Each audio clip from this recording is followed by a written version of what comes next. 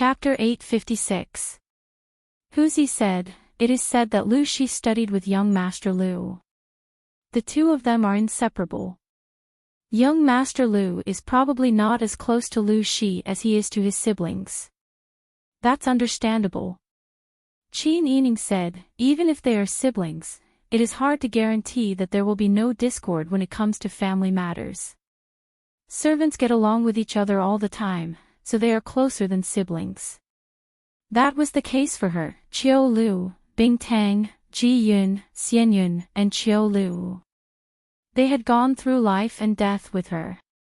Ruilan had once sacrificed her life for her. She would never forget that for the rest of her life. Pang Xiao also nodded.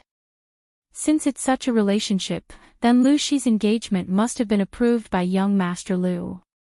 Perhaps it was young Master Lu who chose the person himself. Something must have happened to make young Master Lu so angry. Replying to Master, this subordinate has yet to find out the reason. Qin Yining said thoughtfully, "Have you found out Lu Shi's attitude towards this matter? That's the strange part. That servant girl was sold to Tsuexiang Pavilion for only a few days, but Lu Shi became a frequent guest there. It is said that he went to Tsuexiang Pavilion every day to drink wine with prostitutes." "That's interesting." Pang Xiao rubbed his chin with a playful smile. "It seems that Lu Shi is still deeply in love with his fiancée. Young Master sold a servant girl and Lu Shi went to see her every day. Would there be any discord between the master and the servant?" Qin Yining asked Huzi, "What kind of person is young Master Lu?" "Madam Ning, the Lu family is one of the most influential families in Danzhou Prefecture. This place is far away from the capital. Without the comparison of the main family, this branch of the Lu family has the final say here. Whether it is the business route or the official route, this branch of the Lu family has done very well. It is said that all the newly appointed officials nearby have to visit the Lu family. This young Master Lu is the eldest son of the first wife of the Lu family. He has a distinguished character and excellent skills. At the age of 24, Master Lu has already handed over most of the Lu family's business to young Master Lu. I've also asked around among the common people. Everyone has a high opinion of young Master Lu. I haven't heard anyone say that he is a bully." Qin Yining said, "So it is too suspicious that he sold his fiancée to a brothel?" "Yes." The people outside were all guessing that the maidservant had committed some heinous crime herself. But there are also people who say that it is too cruel to treat a young woman like this. But most people believe in young Master Lu's character. Pang Zhao's phoenix-like eyes narrowed with a smile as he looked at Qin Yining. "It seems that we have a place to play tonight." Qin Yining couldn't help but laugh. "Are you planning to take me on a tour of the fragrance pavilion? He takes his beautiful concubine to play on the streets all day. How much money he spends. TSK TSK TSK. It's like flowing water. I wonder what kind of family raised such a handsome young master. I heard about it too. Hey, do you guys think he's hugging that beautiful concubine? I wonder how she looks and how she compares to the other girls." Pang Xiao didn't care what others said about him. At this time, he had already led his people to a lively hall. Lanterns hung high in the hall and colored ribbons fluttered in the wind. The sound of musical instruments lingered in the air. In the center of the hall was a stage covered with a red carpet. A woman wearing a bright, bare chest was dancing to the beat of the drums. There were many 8-seater tables placed around the stage, and every table was full of guests.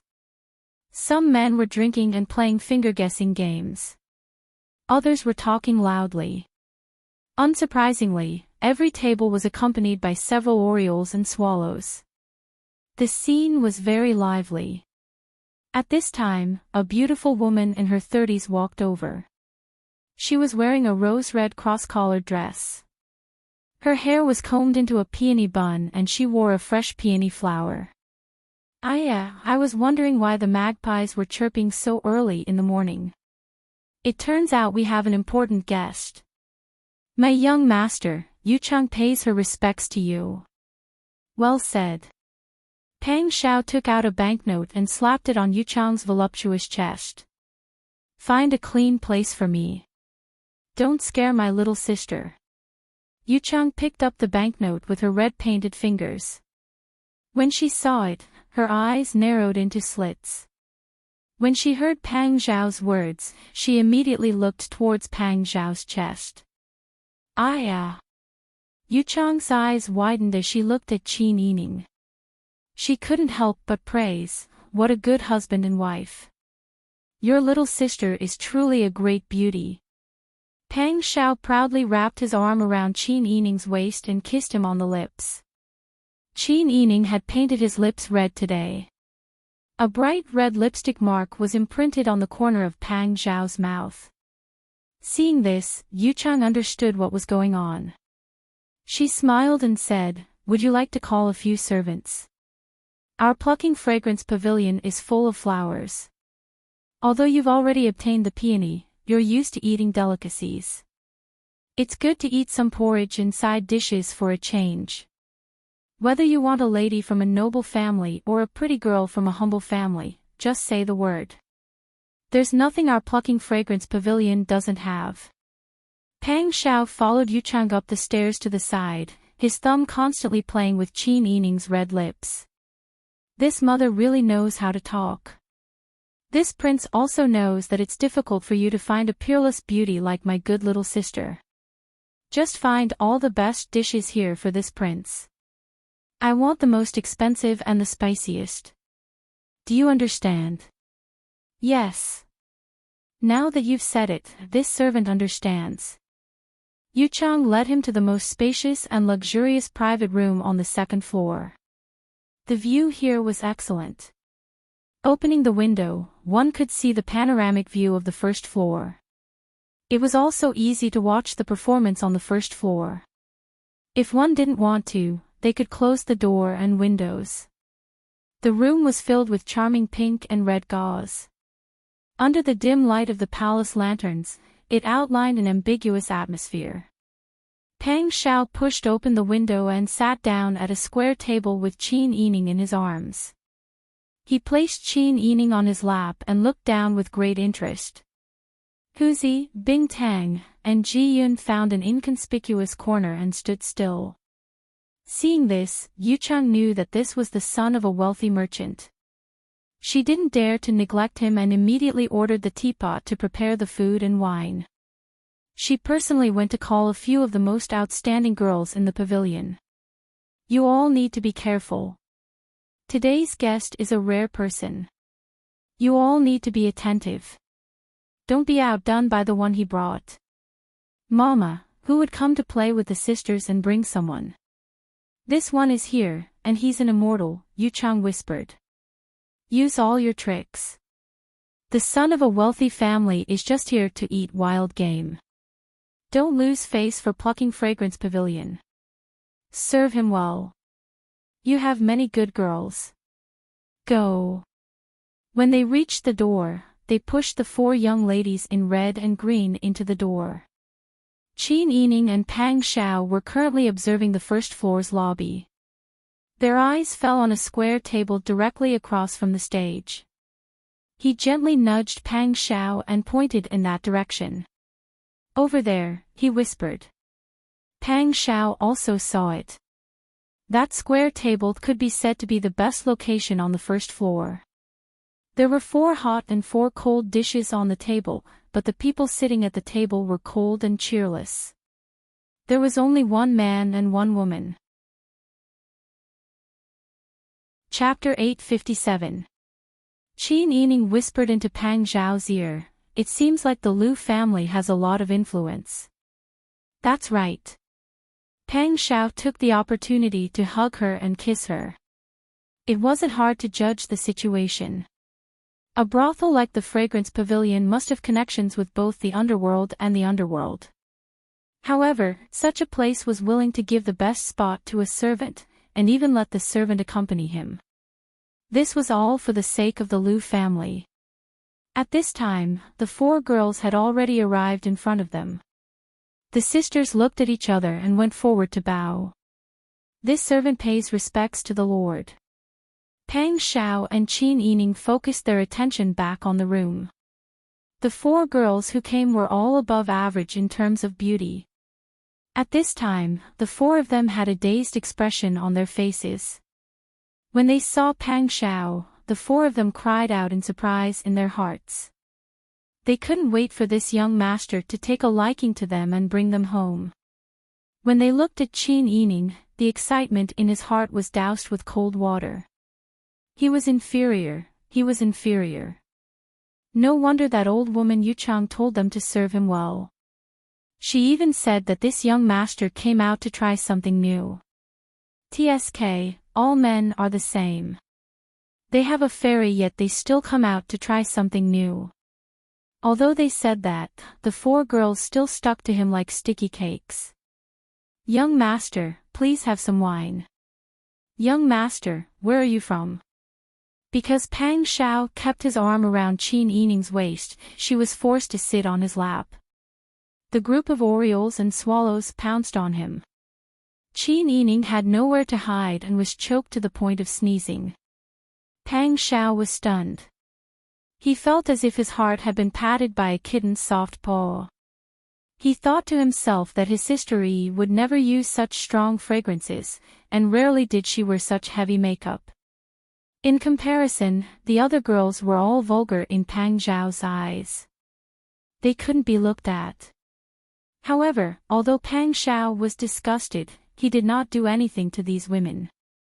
He only stretched out his arms slightly to push them away. As a woman who had spent a lot of time in the brothel, she had a clear understanding of who was superior. Seeing the attitude of the man in front of her, unlike the other brothel patrons, she understood. She stood to the side and poured tea, occasionally chatting with Pang Xiao and Qin Yining. The 4 women were all good with words, and the atmosphere quickly warmed up. Pang Xiao chatted and laughed with them. Several times, he had amused them and even rewarded them with a bag of small gold ingots. The 4 of them were extremely excited. If they divided the gold, it would be enough for them to redeem themselves.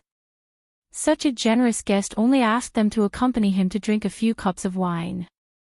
It was a relaxing life. The 4 of them were extremely happy. Their words became even more honest. They answered almost everything that was asked. Not long after, Pang Xiao even figured out where they were from and how they had fallen into prostitution. After chatting and laughing for a while, they were full. Pang Xiao hugged Qin Yining and continued to watch the performance downstairs. It seemed that he was very interested in the singing and dancing. The 4 of them also joined in the fun and watched by the window, occasionally commenting. Qin Yining pretended to be surprised and pointed at the table downstairs. That table is really strange. Why are there only 2 people? The 4 women looked in the direction that Qin Yining pointed at and immediately laughed. They scrambled to explain, you don't know. Fu Shui is the new top hostess.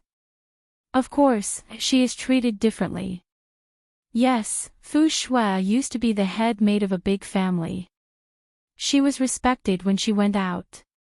However, because she made a mistake, she came to our brothel. Do you see that servant? He is not an ordinary servant. He is Fu Shui's fiancé. They were engaged before. The 4 women all talked at once. They were smart enough not to mention the Lu family. However, they confirmed Pang Xiao and Qin Yining's guess. Qin Yining looked back and smiled. Fu Shui is the head maid of a big family. Her fiancé must be someone important. Why didn't he pay money to redeem her? Hearing Qin Yining ask such a simple question, the 4 women couldn't help but think that the girl in front of them was too lucky. She was with a handsome and rich young master. She was probably spoiled to the point that she didn't know how to use her brain. She was sold by their young master's order. That man is the young master's servant. How could he disobey the young master and come to redeem her? But he comes every day. He has no choice but to disobey his young master. Mother has to prepare the best seats for him every day, and she doesn't dare to let Fushue receive the guests. It's really hard to serve him. The four women were interested in talking. They all talked about the special treatment that Fu Shui had received since she came to Caishiang Pavilion. It seemed that because of the special treatment she received, the girls in the pavilion also had some ideas. Qin Yining and Pang Xiao looked at each other. They already had an idea. Pang Xiao said, "How is Fu Shui's appearance? Has she not received any guests yet?" The four people who were talking in full swing suddenly stopped. They all looked at Qin Yining subconsciously. Seeing Qin Yining's forced smile, they couldn't help but sigh. It seemed that they shouldn't envy this girl. Which cat didn't eat fish? This man didn't want the four of them to serve him because he didn't like them. He probably liked those who were clean. Although they were all complaining in their hearts, they all smiled and nodded.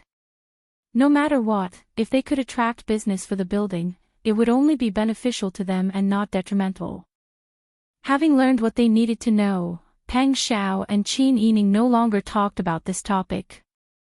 They continued to watch the program downstairs. Occasionally, they would whisper affectionately. Seeing that it was about time, Pang Xiao turned around and ordered the four women, "Go, call your brothel keeper."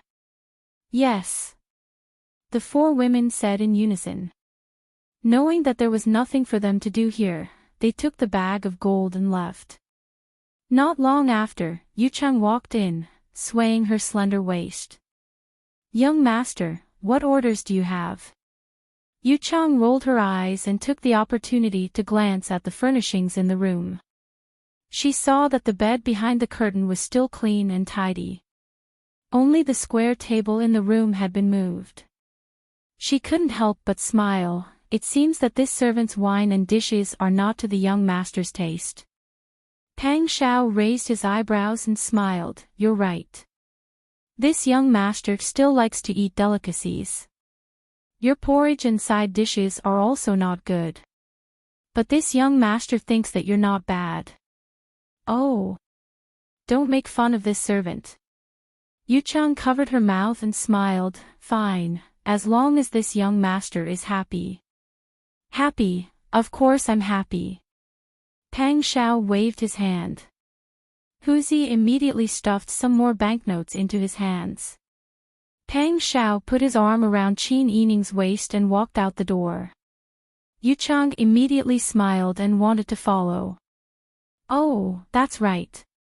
Pang Xiao suddenly stopped and turned around. "When I first came here, I have a servant girl who serves me tea. I want to buy one from you to serve me. What do you think?" Yu Chang was surprised, but then she smiled ambiguously. Just as she thought, he came to a brothel and ate a bellyful of food and wine. He even called four of the most popular girls here just to chat. So it turned out that he was thin-skinned and wanted to find a prettier explanation. Of course. It all depends on which one young master takes a fancy to. As long as young master can afford it, you can choose any of the girls in our brothel. When Pang Xiao heard this, he pointed downstairs and said, "Then I'll choose her." Yu Chang leisurely walked to the window and looked in the direction Pang Xiao was pointing. She saw that he was pointing in the direction of Fu Shui and Lu Shi. Yu Chang said in surprise, "Don't tell me you like the one wearing the pink gauze dress and crying." "That's her. She's new to your brothel. She hasn't received any guests yet, right?" Pang Xiao showed a moderate amount of interest and modesty. The emphasis of his words was on the word receiving guests. Yu Chang immediately thought the same as the other four girls. She was sure that this young master wanted to choose a clean one and was too embarrassed to enjoy it in front of her. She looked Pang Xiao up and down again. She had heard that a rich young master had come to the city recently. His things were expensive and he looked like a spendthrift. Now it seemed that he was the same as the one in front of her. It seemed that he was a foreigner and didn't understand the business of Danzhou City. He didn't know about the disputes of the Liu family. When Fu Shui was brought to Plucking Fragrance Pavilion, it was like she had obtained a hot potato. She was afraid that Liu Shi would be unhappy and would come to see her every day. Fu Shui would cry whenever she saw Liu Shi. It made Plucking Fragrance Pavilion seem more like a memorial hall than a brothel. But if she didn't let Fu Shui receive guests, she was afraid that the young master of the Liu family would be unhappy. After all, the young master of the Liu family had ordered that person to be sent here. When he came, he had also specifically told her to entertain him well. She couldn't treat Fu Shui well or badly. It was a waste of money to keep her. Sooner or later, she would cause trouble for Plucking Fragrance Pavilion. She looked at the young master in front of her. This foreigner had come at the perfect time. If she sold Fu Shui to him, she would take a step back and leave. Plucking Fragrance Pavilion would no longer have anything to do with the Liu family. As for whether or not the Liu family would look for this person, it had nothing to do with Plucking Fragrance Pavilion. Yu Chang had calculated a lot, but in reality, it was just a matter of a breath. She pretended to hesitate and said, "She is a new girl in our Plucking Fragrance Pavilion. She has worked in a big family before and has seen the world. She is beautiful and untainted.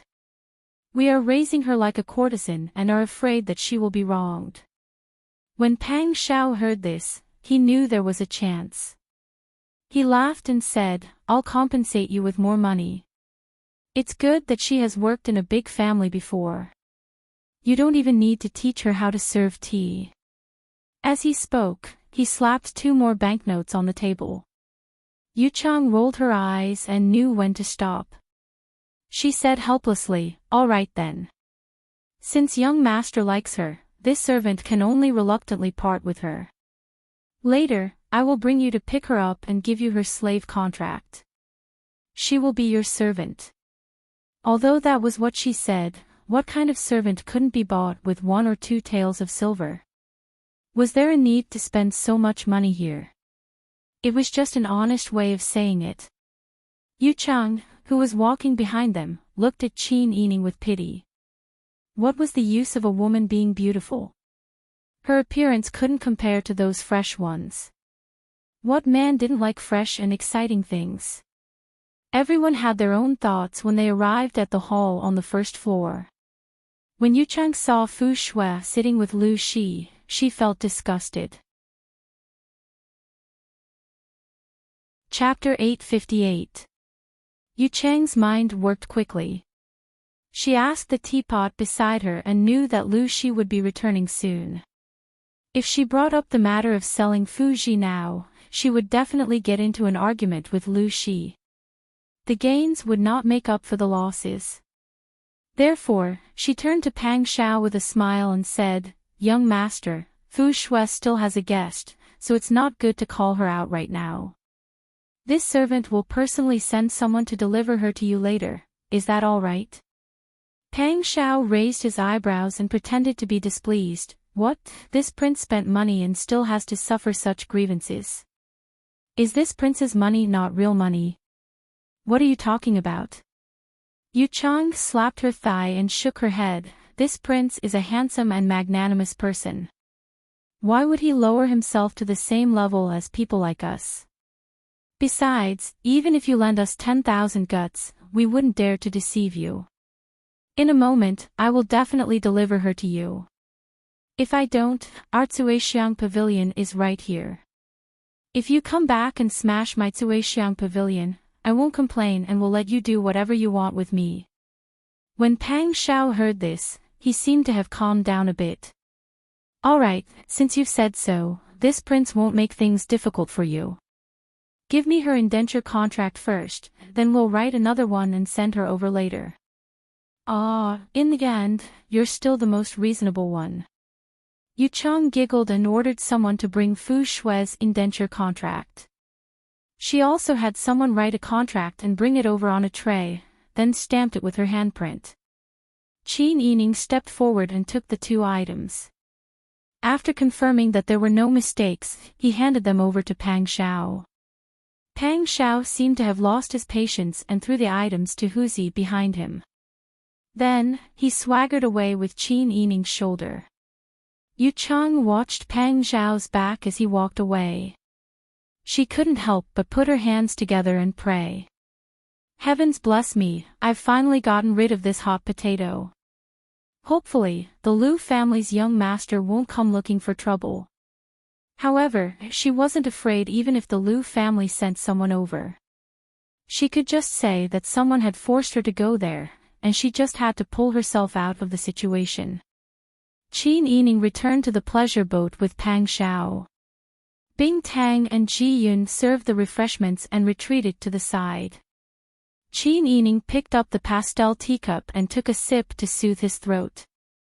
Now that we've bought her, the Lu family should be here soon.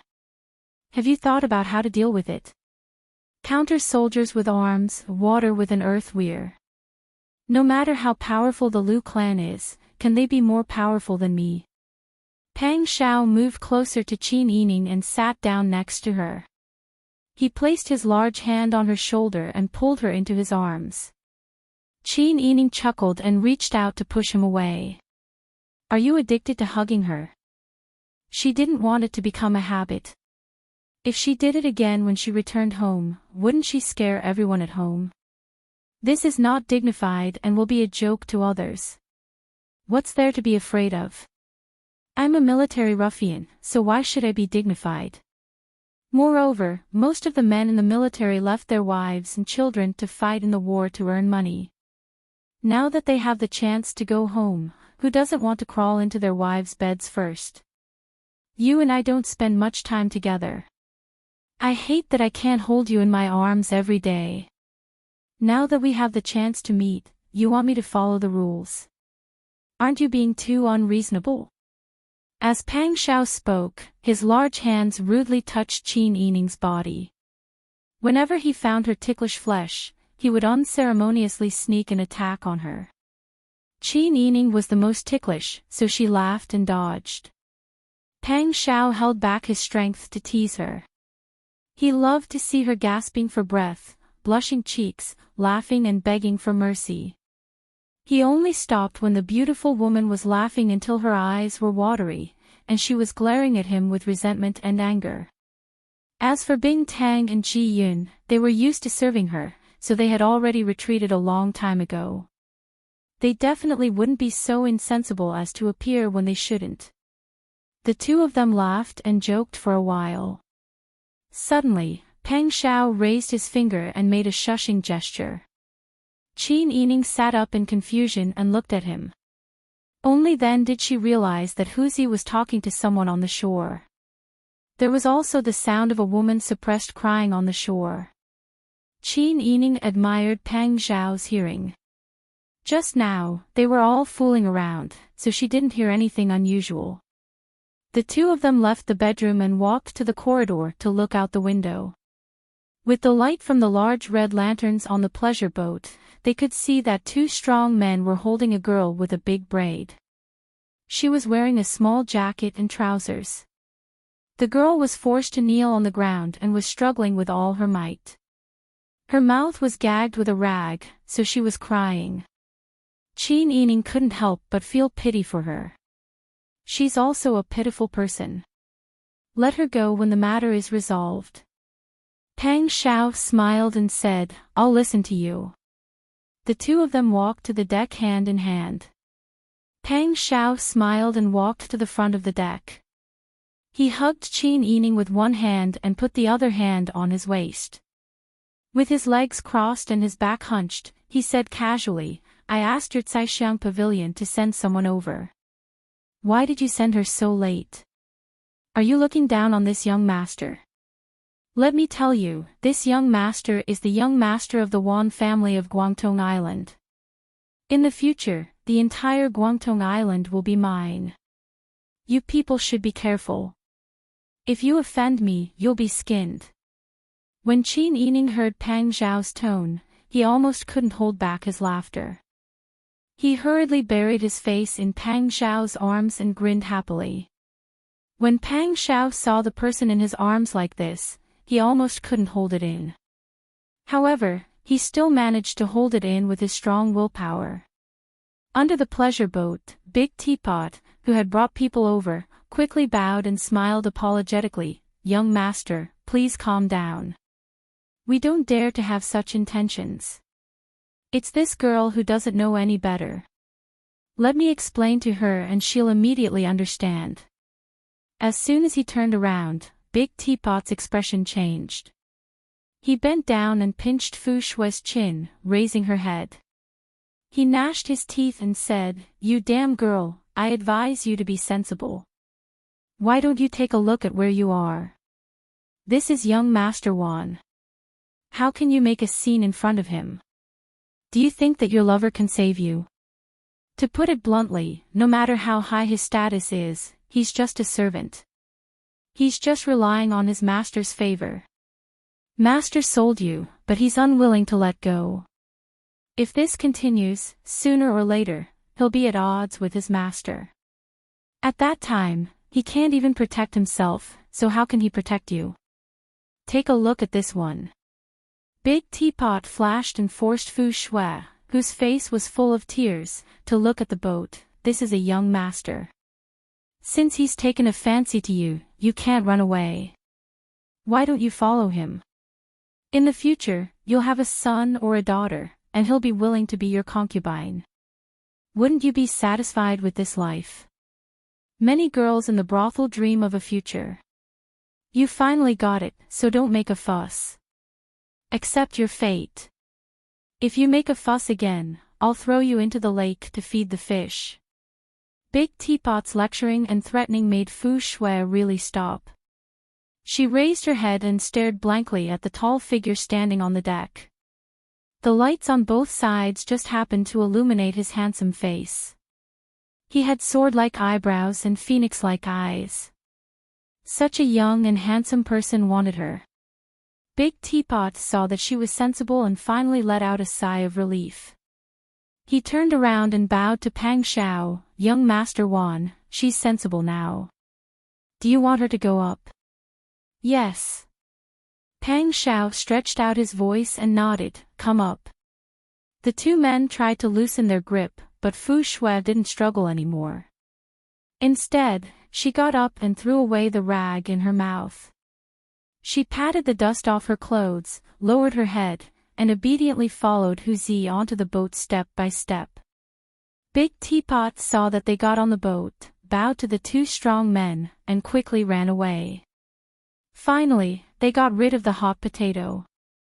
Everyone let out a sigh of relief. Hu Zi brought Fu Shui onto the deck and retreated to Pang Xiao's side. Fu Shui knelt down and kowtowed. "Fu Shui greets the young master." Her voice was soft and sweet, and pleasant to the ear. Pang Xiao grunted, "Get up." "Thank you, young master." Fu Shui stood up and looked up at Pang Xiao. When she saw him, she was stunned. When they were on the shore, there was some distance, and it was also night. Even if there was a light, she couldn't see clearly. Now that she saw him up close, Fu Shui's face turned red. She lowered her head shyly and said, "Thank you, young master, for redeeming my freedom. From now on, I'm your woman. I'll go through fire and water for you. No matter what you want me to do, I'll do it willingly." Qi Nining raised his eyebrows and looked at Fu Shui. Did she take a fancy to her husband? Pang Xiao frowned. Then, he said calmly, "How can the young master make such a beautiful woman like you sacrifice your life for him?" Fu Shui's heart trembled. She quickly looked up at Pang Xiao and lowered her head again. "Young master, I'll do as you say.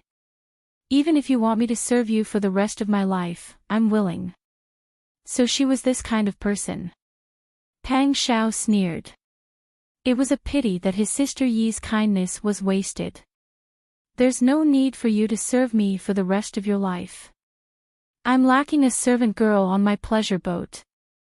You'll work hard on the boat from now on." Servant girl. Fu Shui looked up in surprise. Her eyes widened, and her small nose wrinkled. She pursed her lips, feeling wronged. "Young master, you want me to be a servant girl?" "Young master, you don't know, but I used to be a servant girl who took care of brushes and ink. I can read and write." Fu Shui. "What, you don't want to?" Pang Xiao frowned in distress. "I don't like to read, so I don't need a servant girl who takes care of brushes and ink. I already have many beauties serving me." As he spoke, he put his arm around Qin Yining's waist. "I'm lacking a servant girl. If you don't want to, it's fine. I'll order someone to send you back to Caixiang Pavilion and have Yu Chang return the money to me." "Young master, don't." Fu Shui was so scared that she knelt down with a flop. She cried and said bitterly, "I didn't say I don't want to. I'll do whatever you ask. As long as I can follow you and serve you, I'm willing to do anything." Pang Xiao nodded with satisfaction, kissed Qin Yining, and introduced, "This is Mrs. Ning, the master of the boat." Fu Shui then turned her eyes from Pang Xiao to Qin Yining. Her pupils suddenly shrank when she saw her. Her smile stiffened, and she reluctantly saluted, "Nice to meet you, Mrs. Ning." Qin Yining leaned against Pang Xiao's arms as if she had no bones, and squeezed out a snort from her nose. "Humph." Fu Shui gritted her teeth and lowered her head. Pang Xiao was almost amused by Qin Yining's snort. He kept repeating in his heart, "How can my sister Yi be so cute? How can she be so cute?" He was afraid that he would laugh out loud if he stayed any longer, so he hurriedly took Qin Yining into the cabin and casually said. Chapter 859. Bing Tang and Ji Yun had been watching Pang Xiao's performance in silence. They saw Fu Shui's performance clearly and were annoyed. After receiving the order, the two naturally didn't bother to make arrangements. They had seen too many people like Fu Shui who wanted to climb up the social ladder. Maybe the young master of the Lu family sold her because of this. Bing Tang said angrily, "Come with me." Fu Shui hadn't recovered her attention from the young master. Hearing the voice, she reluctantly looked over. The two maidservants in front of her, one tall and the other short, were nearly 20 years old, and their skin was dark. No matter how beautiful their facial features were, they didn't look good on such dull faces. Fu Shui had a plan in her mind. Fu Shui smiled and saluted to the two. "Hello, sisters. May I know how to address you?" Bing Tang said, "You flatter me. I'm Little Hong, and that's Little Green. We serve Mrs. Ning. Come with me." She turned around and walked to the servants' room at the back of the boat. Fu Shui didn't expect that Little Red and Little Green were so unfriendly. On second thought, Mrs. Ning named her personal maid so crudely. She thought that Mrs. Ning must be illiterate and only had a beautiful face. Such a woman was just comfortable to look at for a while. Her opponent was such a person. Fu Shui's confidence that had been hit just now came back. When they arrived at the servants' room, Bing Tang arranged a room for her in the corner, the same room as the cook. Fu Shui looked at the narrow cabin and was dissatisfied. But she didn't dare to say more. There was a narrow bed on both sides of the room, a corridor in the middle, and a small flat window facing the door. If she didn't listen, she couldn't even hide her fart. How could she live here? Well?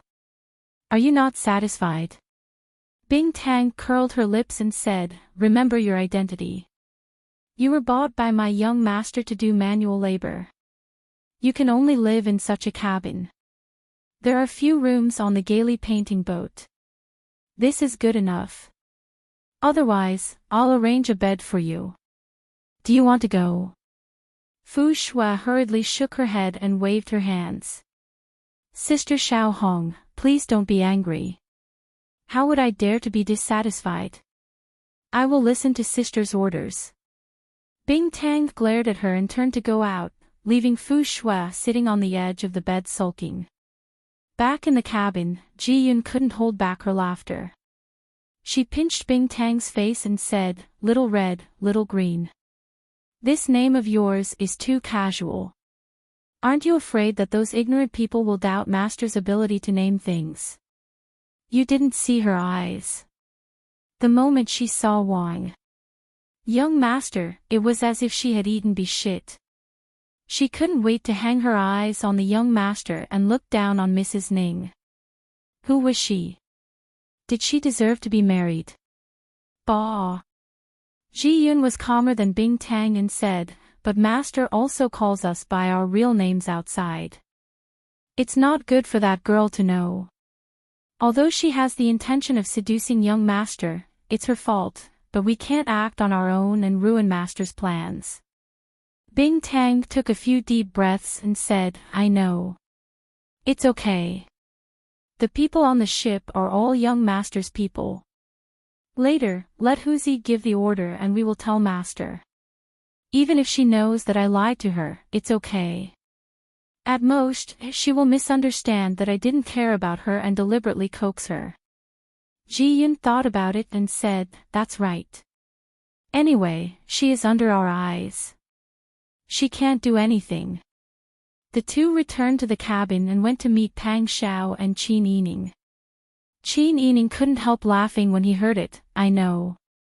I will be careful in front of her in the future. But this is also good. You can deliberately give her some information in the future. For example, I am a skinny horse that Master bought outside and became a concubine. The old lady at home doesn't like me and has already discussed the matter of young Master's second wife." Pang Xiao pinched Qin Yining's face and said, "Don't talk nonsense. What second wife? Hurry up and take a few bites. Stop talking nonsense." Qin Yining covered his face and laughed, "This is also nonsense. I am just testing his character. I think this woman is not a well-behaved person. If she can still be well-behaved after giving her some information, I will make good arrangements for the rest of her life so that she will not have to worry about food and clothing." The few of them understood Qin Yining's unfinished words. If this woman did something overboard, then she could only bear the consequences and couldn't blame anyone. Bing Tang thought for a while and said, "That's good too. Since I've already played the role of the good guy, I'll let Yuanyun play the role of the good guy." Ji-yoon smiled and glared at Bing Tang. "You really know how to do it. You annoy her, but don't I annoy her?" Bing Tang chuckled and said, "Good sister, who asked you to be more mature than me? You are the most suitable to play the good cop." Qin Yining and Pang Xiao laughed as they watched from the side. After Ji-yoon and Bing Tang left, Qin Yining turned to Pang Xiao and said, "What do you plan to do next?" Pang Xiao chuckled and leaned close to Qin Yining to bite her lips. "Haven't you already thought of it? Why are you still asking me?" Qin Yining blushed at his actions and pushed him away. "Stop fooling around. We are talking about serious matters. What can be more serious than this?" Pang Xiao scooped Qin Yining up with his big hands and strode towards the bedroom. Even if Qin Yining had thousands of calculations in her mind, she couldn't care less at the moment. The next morning, before dawn, there was a layer of fog on the surface of the jade-green lake. Not to mention the boats in the distance, even the nearby shore couldn't be seen clearly. Fu Shui hadn't slept enough when she was called to help in the kitchen by the cook in the same room. She had been in the Liu family since she was young. Although she wasn't the child of a servant, she was beautiful and eloquent. She hadn't suffered much since she was young. When she was older, she became a third-rank servant and became the head servant of the eldest young master's study. Who would look at her? She had never done such rough chores as chopping firewood and picking vegetables. Her hands were as delicate as those of a young miss. She was slow at chores and was despised by the cook. When it came to meals, she had to hold a bowl and stand by the stove to eat. What she ate was the leftovers that were going to be thrown away by her masters. This was simply not a life for humans. Fu Shui was depressed. She didn't want to suffer, so she had to climb up. She began to worm her way into being friends with the cook and others to find out more about the eldest young master's family. However, these people were personally selected by Huzi. They were the most reliable ones. Their mouths were as tight as clamshells and they were unwilling to reveal anything. Fu Shui worked for half a day, but there was no progress at all. In the afternoon, she saw Little Green, the servant of Mrs. Ning, come. Sister Little Green, why are you here? Do you have any orders from the master? Ji Yun smiled kindly and said, yes, the eldest young master said that he wanted to take Mrs. Ning out for a walk, but Mrs. Ning said that there was nothing fun to do outside. The master stayed on the boat today. Mrs. Ning wanted to eat some snacks and buy some things, so she asked me to go. I thought that since you are a local, it would be good to take you out. Ji Yun winked and whispered, go out for a walk and relax. Don't be bored on the boat. It's boring. Fu Shui was secretly happy. It seemed that Little Green and Little Hong didn't get along well. Yes, thank you for taking care of me, Sister Little Green. Fu Shui agreed with a smile. The temperature in Danzhou City in September was good. The afternoon sun was just right and it was very comfortable to shine on people. Ji Yun and Fu Shui walked side by side on the street. Ji Yun was like countless young girls who came to Danzhou City for the first time. Everything she saw was new to her. Fu Shui seized the opportunity and introduced Ji Yun with a glib tongue. She tried her best to make Ji Yun happy. The relationship between the two was suddenly much closer. Ji Yun saw the opportunity and said with a smile, your former master was also from a big family, right? Yes. The Liu family of Danzhou City is a century-old prominent family. Fu Shui's tone was not without pride. Ji Yun said with a smile, our Wan family is also a big family. We do business and develop in all kinds of fields. Fu Shui sneered in her heart. What Wan family? She had never heard of it. It was just an ordinary business family. But on the surface, she sighed with emotion, so powerful. The master of the Wan family must be very powerful. Yes. Ji Yun saw that she took the bait and began to talk nonsense. Our master is very good at doing business. It is said that he has many friends in the imperial court. Eldest young master is the master's favorite and is the eldest son of the first wife. In the future, the family business will be passed to our eldest young master. Eldest young master is good in everything, but eldest young madam has a hard life. She died early without leaving a son or a daughter. Before we came out, the master and madam were arranging for the eldest young master to remarry. Fu Shui's heart skipped a beat. So that person was going to remarry. She was trembling with excitement. After a while, she said, what about Mrs. Ning? I see that the eldest young master dotes on Mrs. Ning very much. If the eldest young master remarries, Mrs. Ning must be the first choice, right? Ji Yun said, seeing that she seemed to have something to say, Fu Shui held Ji Yun's arm and begged, Sister Xiao Lu, please tell me. I just came to the manor and know nothing about it. I am afraid that I will go the wrong way in the future. Don't worry. I will never let a third person know what you said. Ji Yun frowned and said in a low voice, originally, we servants shouldn't say this, but I see that you and I hit it off very well. Forget it, I'll tell you, but you can't say it out loud. Fu Shui nodded quickly, Sister, don't worry. Ji Yun said slowly. Mrs. Ning is actually a thin horse given to the young master by his friend. The master and madam will choose a wife for the young master's second wife. Naturally, they will choose a wife of equal social status. At least, she must have a clean background. Although Mrs. Ning is beautiful, she may not be qualified. What about the young master? The eldest young master likes Mrs. Ning. But the master and madam love their son very much. So, they must agree. Well, you don't know. For a big family like the Wan family, the superiors are too lazy to care about concubines and tongfang. But the madam of the clan won't mess around. I don't think Mrs. Ning has much chance. But the eldest young master really dotes on Mrs. Ning now. Mrs. Ning will definitely be a concubine in the future.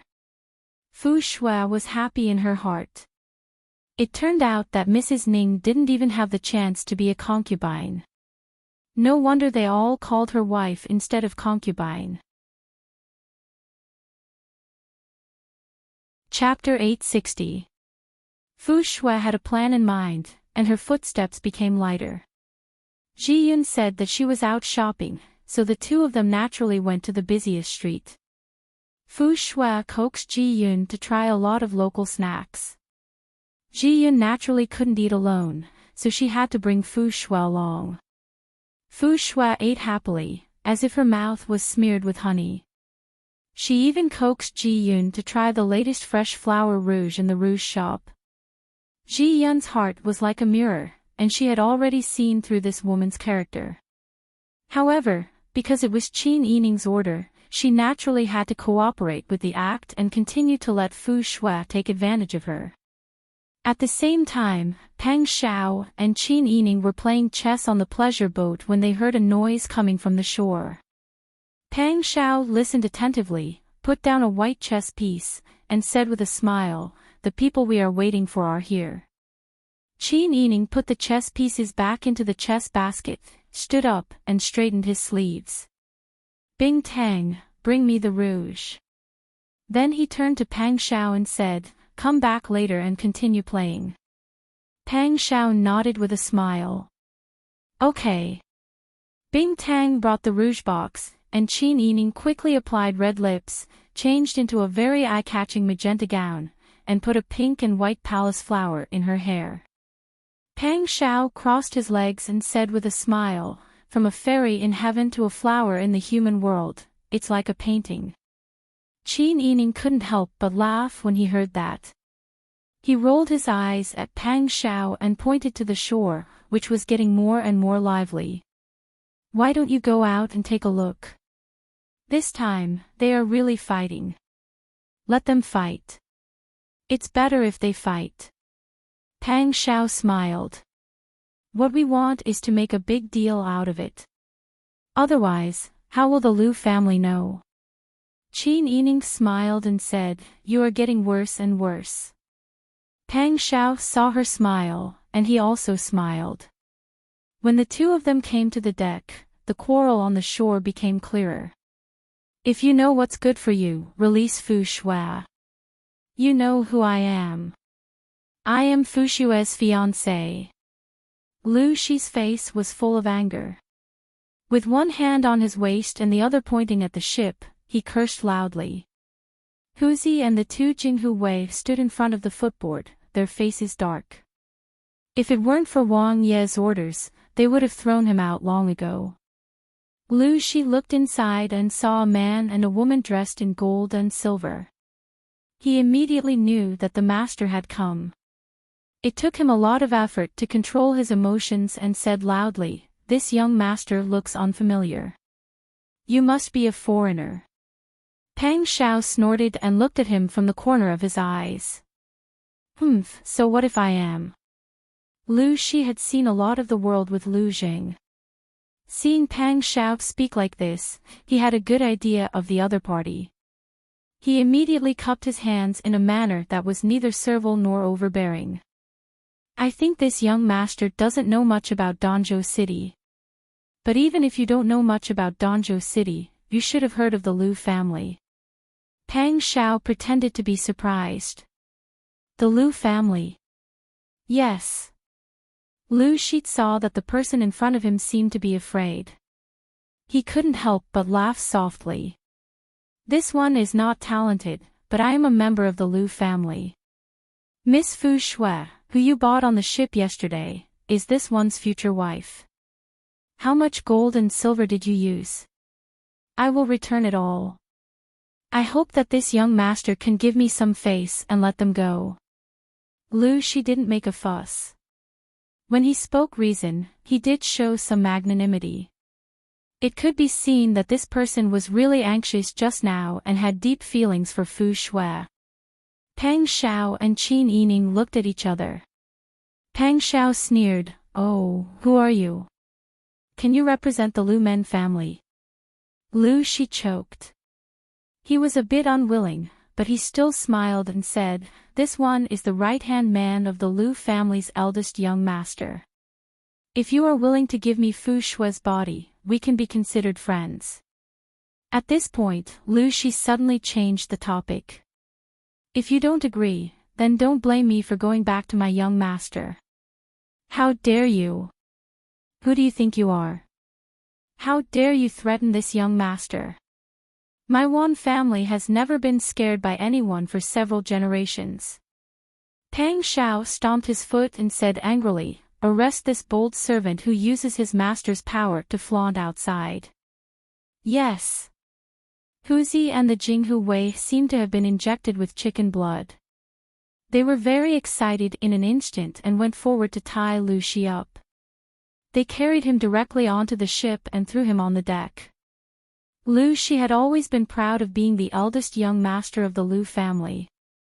When he was outside, as long as he showed this identity, no one would give him any face. But now, this bumpkin from outside the city had directly ordered him to be arrested. Shi was unable to restrain his anger and scolded, "Don't refuse a toast only to drink a forfeit. You are treating me like this now. If my young master knows, he will come back and take your life. He will destroy your family. If you obediently hand over Fu Shui now, I can still say a few good words for you in front of my young master. Otherwise, you just wait and see."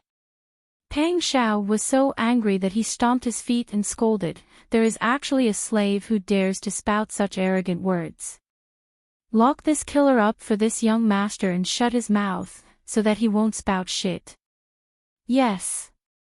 Huzi immediately went to find a piece of cotton cloth and stuffed it into Shi's mouth. Then he carried him into the cabin. Shi had lost the chance to speak before he finished his threat. He was flustered. Where did this hothead come from? He didn't even care about the Lu family's face and dared to arrest him. This person didn't want to live anymore. But on second thought, now that he was in the other party's hands, if this hothead really did something to him, he would be dead before his young master came to find him. Wouldn't that be a loss for him?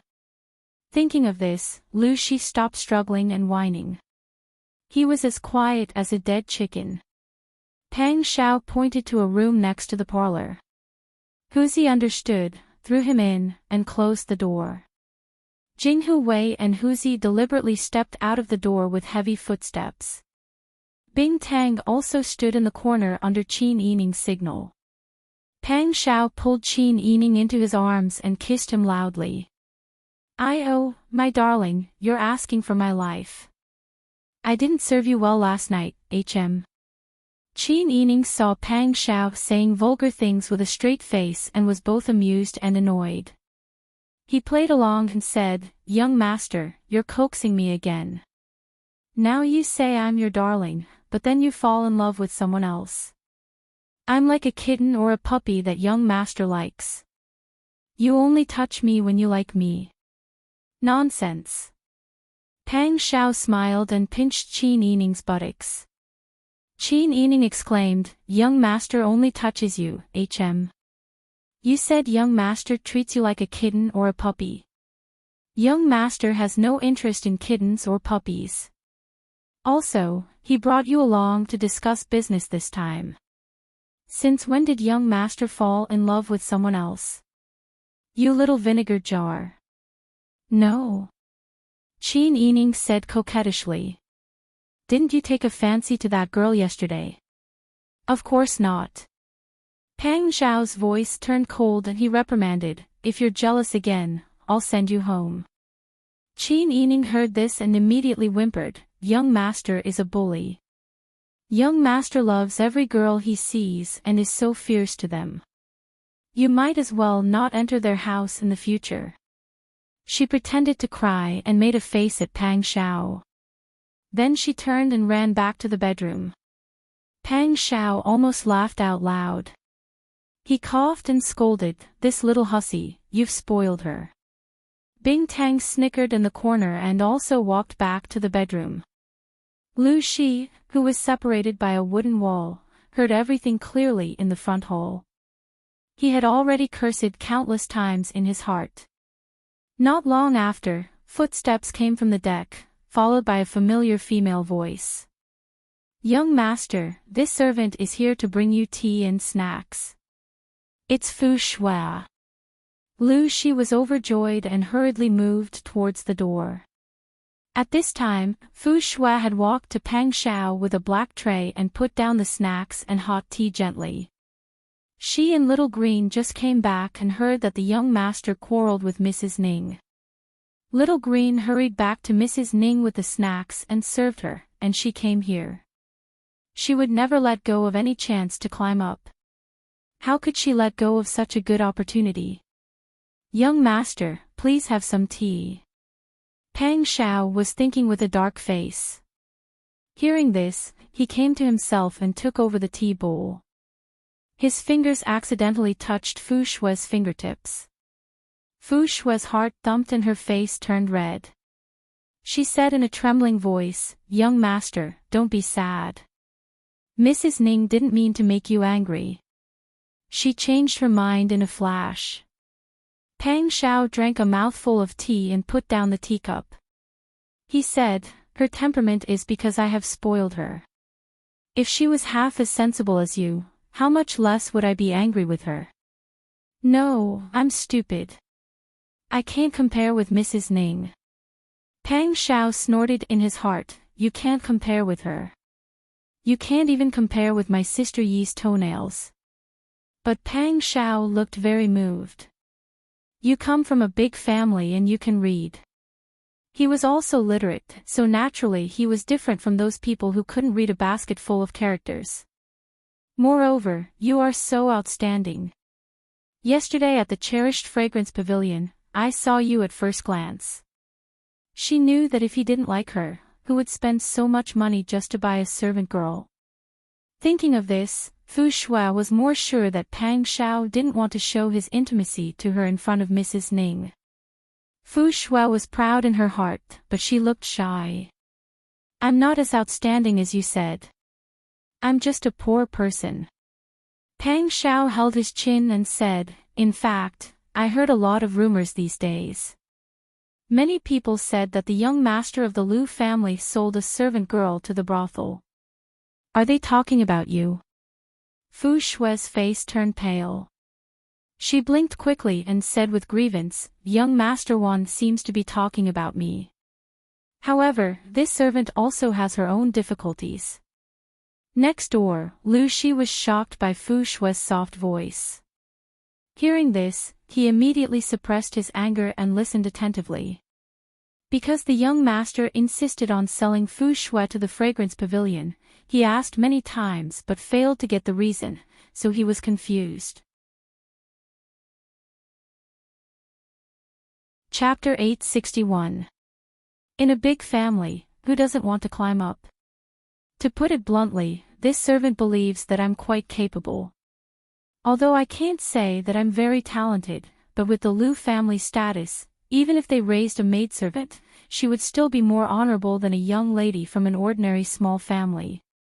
But I was assigned to a servant. When the young master chose me, he didn't discuss with me and directly ordered me. I didn't want to, but I didn't dare to resist. If young Master Wan arranged a marriage for a servant, he would definitely ask for their opinion. But young Master Lu didn't. Fu Shui sobbed, as if the young master of the Lu family had killed her parents. Next door, Lu Shi, who managed to get to the wooden door, was shocked and angry. How could this be? How could she talk nonsense behind the young master's back? Before the young master arranged the marriage for them, he clearly knew that he and Fu Shui were close in private. He asked for their opinion before arranging the marriage for them. Fu Shui was bought by a human trafficker, and the young master also asked him to help find her family. She didn't have any relatives in her family, and he even gave her only uncle's family 10 taels of silver. Such a big favor, but Fu Shui didn't know how to be grateful and slandered the young master behind his back. When Pang Shao heard Fu Shui's words, he knew that she was talking nonsense. He was also a servant, and the young master of the Lu family was not a fool. How could he arrange a marriage without asking for the servant's opinion? Pang Shao echoed, "How could this be?" "That's right. I was born in a humble family, so I didn't have the right to speak. In fact, the young master may not know, but Madam once said that she would make me a servant of the young master. I've served the young master for many years like the other maids. Although I've never served the young master, many people outside think so. They all think I'm the young master's servant, but the young master arranged the marriage for me to his servant. How could I show my face?" When Fu Shui thought of those things, she was so aggrieved that she shed tears. This time, she really cried.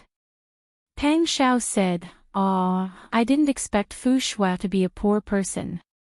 Since you're worthy of being young Master Lu's concubine, how did you end up being sold?" Fu Shui was speechless.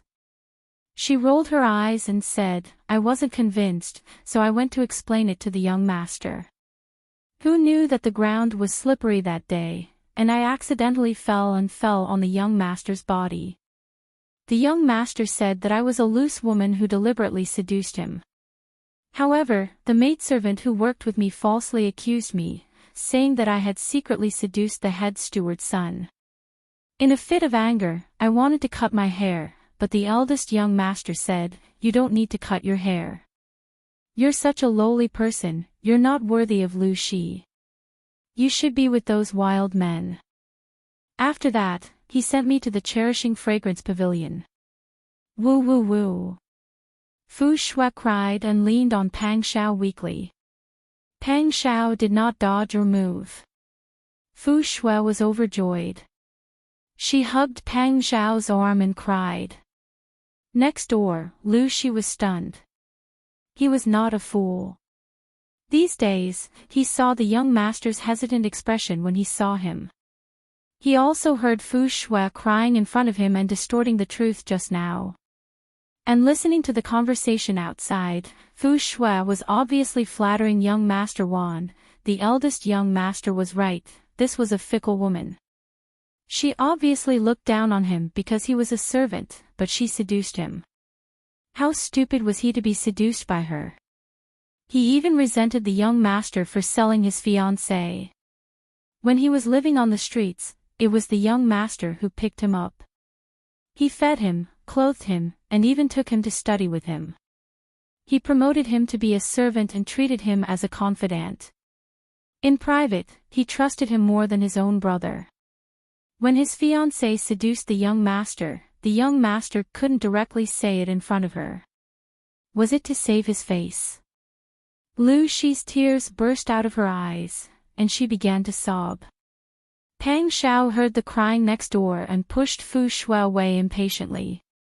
He didn't mind adding more wood to the fire.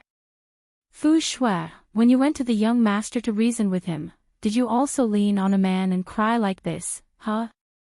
Fu Shui stared blankly at Pang Shao with tears on her pink cheeks. Pang Shao said, I just bought you and you can slander your former master in front of me.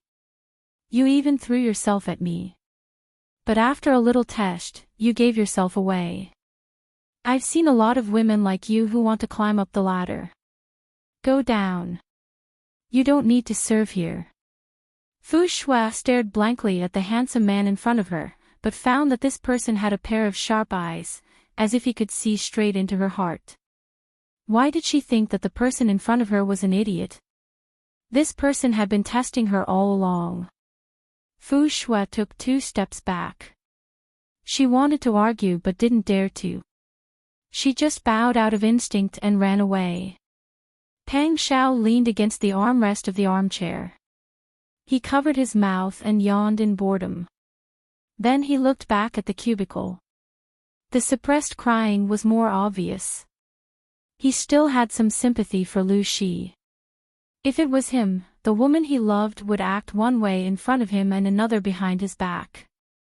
She seduced him on the surface but disliked him on the inside. She even used him. He would definitely kill her. Fortunately, his sister Yi was loyal to him and never made him sad. Instead, he was the one who hurt her every time.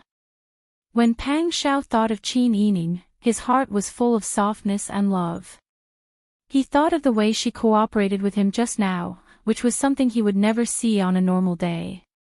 He missed her so much that he felt like a cat was scratching his heart. Pang Shao didn't care about Lu Shi, who was crying alone. He strode back to the bedroom to find Qin Yining. At this time, Qin Yining was drawing flowers with Bing Tang and Ji Yun. He heard from Ji Yun that she took Fu Shui out. That Fu Shui's character is really unreliable. She's very good at talking and is good at finding out information. Unfortunately, she thinks she's smart and always treats others as fools.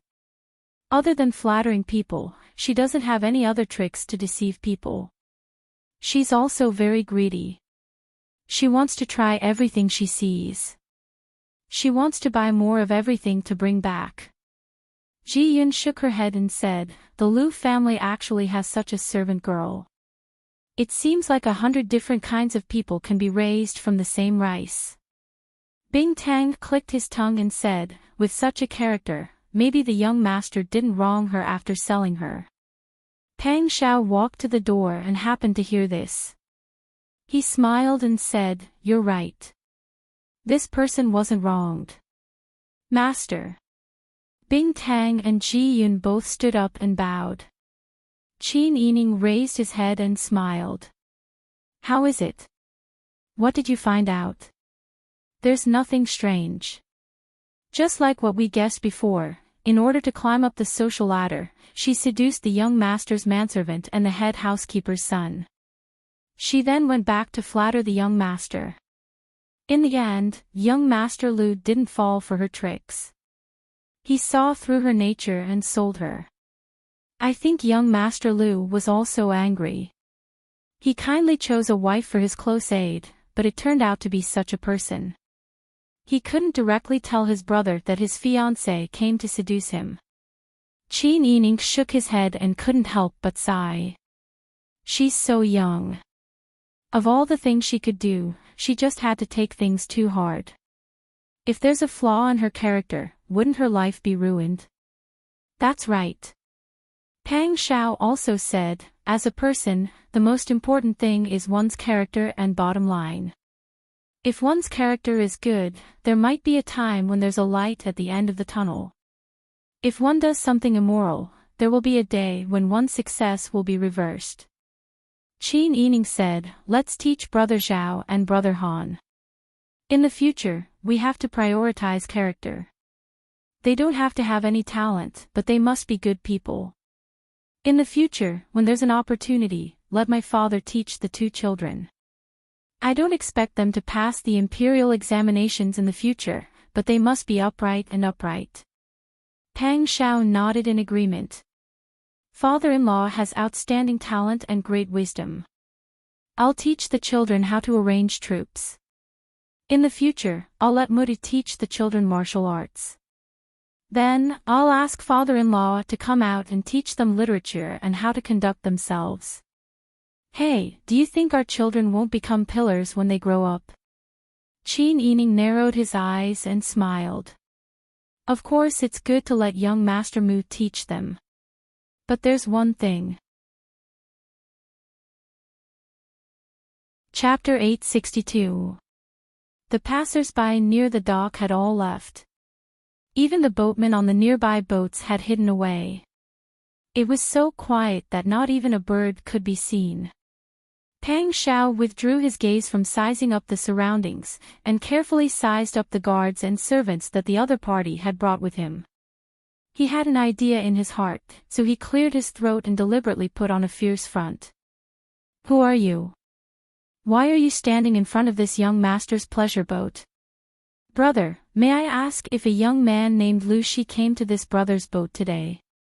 Pang Xiao straightened his neck and hugged Qin Yining's waist. He raised his chin and said, so what if there is and so what if there isn't? That dog dared to behave atrociously in front of this young master. Naturally, this young master caught him. Lu Zhang's face darkened. This humble one is Lu Jing, the eldest son of the Lu family. Lu Shi is this humble one's attendant. Since this brother admits to catching Lu Shi, it's better if you let him go. It will save both of us the trouble, otherwise. He didn't finish his words, but the threat was obvious. Pang Xiao waved his hand at Huzi behind his back. Huzi and the other Jinghu Wei, who were originally tense and ready to attack at any time, understood. Although they were unwilling, they acted like frightened birds. They trembled and looked at each other as if they were afraid of the other party's numbers. So what if you're the eldest son of the Lu family? Pang Xiao shouted. Do you know who I am? I'm the eldest son of the Wan family of Guangdong. I represent the Wan family to discuss business with the Lu family. It's good that you're the young master of the Lu family. I'm your big client. Your servant came to make a fuss in front of me and even flaunted his status as a young master. It's already good that I didn't send him to the authorities. You can have him, but shouldn't you compensate me? My beauty was frightened by your servant. He looked as if Lu Jing didn't back down, the business discussion wouldn't go on. Lu Zheng was so angry that he laughed. So this idiot was sent by the Guangdong to discuss business. Could it be that everyone on the Guangdong ship had died? They actually sent such a thing over. Lu Jing couldn't help but look at Pang Xiao from head to toe. He was just an embroidered pillow. This was the first time he saw someone who dared to stand tall in front of the Lu family. He didn't know when or how he would die. Lu Zheng's heart skipped a beat when he turned his head and saw the woman's face in the idiot's arms.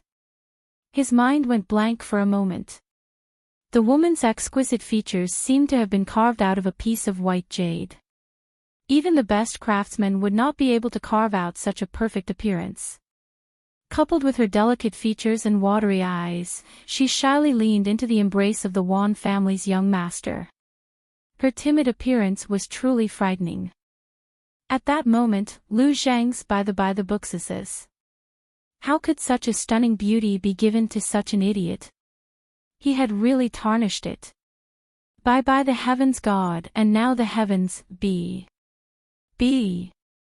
How do you want to be compensated? Lu Zhang's voice was cold. Pang Xiao's eyes glinted with greed. You want to give me money? Ha! I don't want too much, so as to avoid making things difficult for you. How about 10 million taels of silver? Lu Zheng almost rolled his eyes. How could such a mediocre person represent the Wan family? He really doubted the Guangdong's ability now. Such a family, let alone buying an imperial envoy, even if they bought all the local officials, their business would go bankrupt sooner or later. Lu Zheng swung his sleeves and put his hands behind his back. 10 million taels isn't much. Isn't that so? Your family is big. 10 million taels is like plucking a strand of hair. Yesterday, my beauty was scared to tears by that boorish fellow.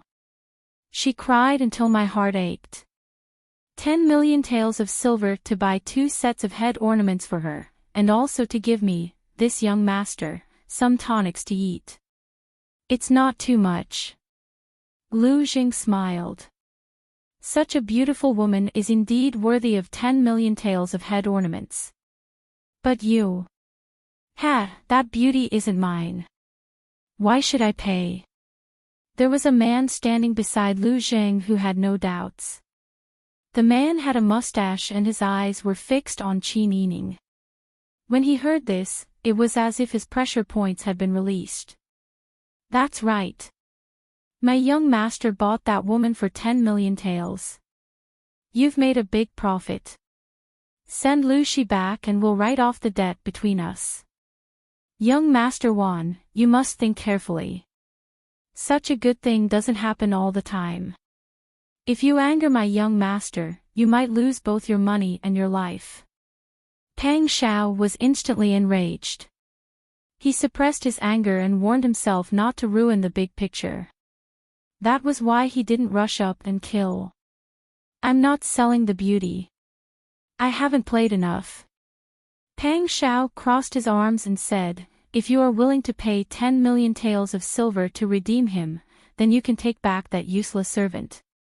If not, then forget it. It's good that the officials say this. Huzi and Bing Tang were already furious when they saw someone coveting the princess consort. They immediately stood up to help. That's right. In the end, our young master went to drink with prostitutes and redeemed a girl. That's our business. But someone came out and claimed to be that girl's fiancé. Not only did he not pay, he also asked us to hand her over. He also spoke ill of our young master. Is it wrong for our young master to arrest him and send him to the officials? Pang Shao acted like an idiot. He jumped up and echoed, that's right. Is it wrong? Lu Jing suddenly smiled. Where do you think this is? A place to reason with you. You can ask where the government office's door opens. He seemed to have lost his patience and waved his hand behind him. The 50 to 60 bodyguards who came with him rushed onto the boat like a swarm of bees. Get out of the way. Squat down. Squat down and don't move. Otherwise, I'll throw you all into Beaching Lake. The group of people barged around, causing the cooks and boatmen on the boat to scream in fear. In the dark night, the screams from the dock could be heard from afar as if a huge tragedy had happened. Pang Shao gestured to Huzi from behind, indicating that he and the others should not fight back. Huzi understood and acted like cowards with Jinghu Wei. They also shouted, spare us. For a moment, the boat was in chaos.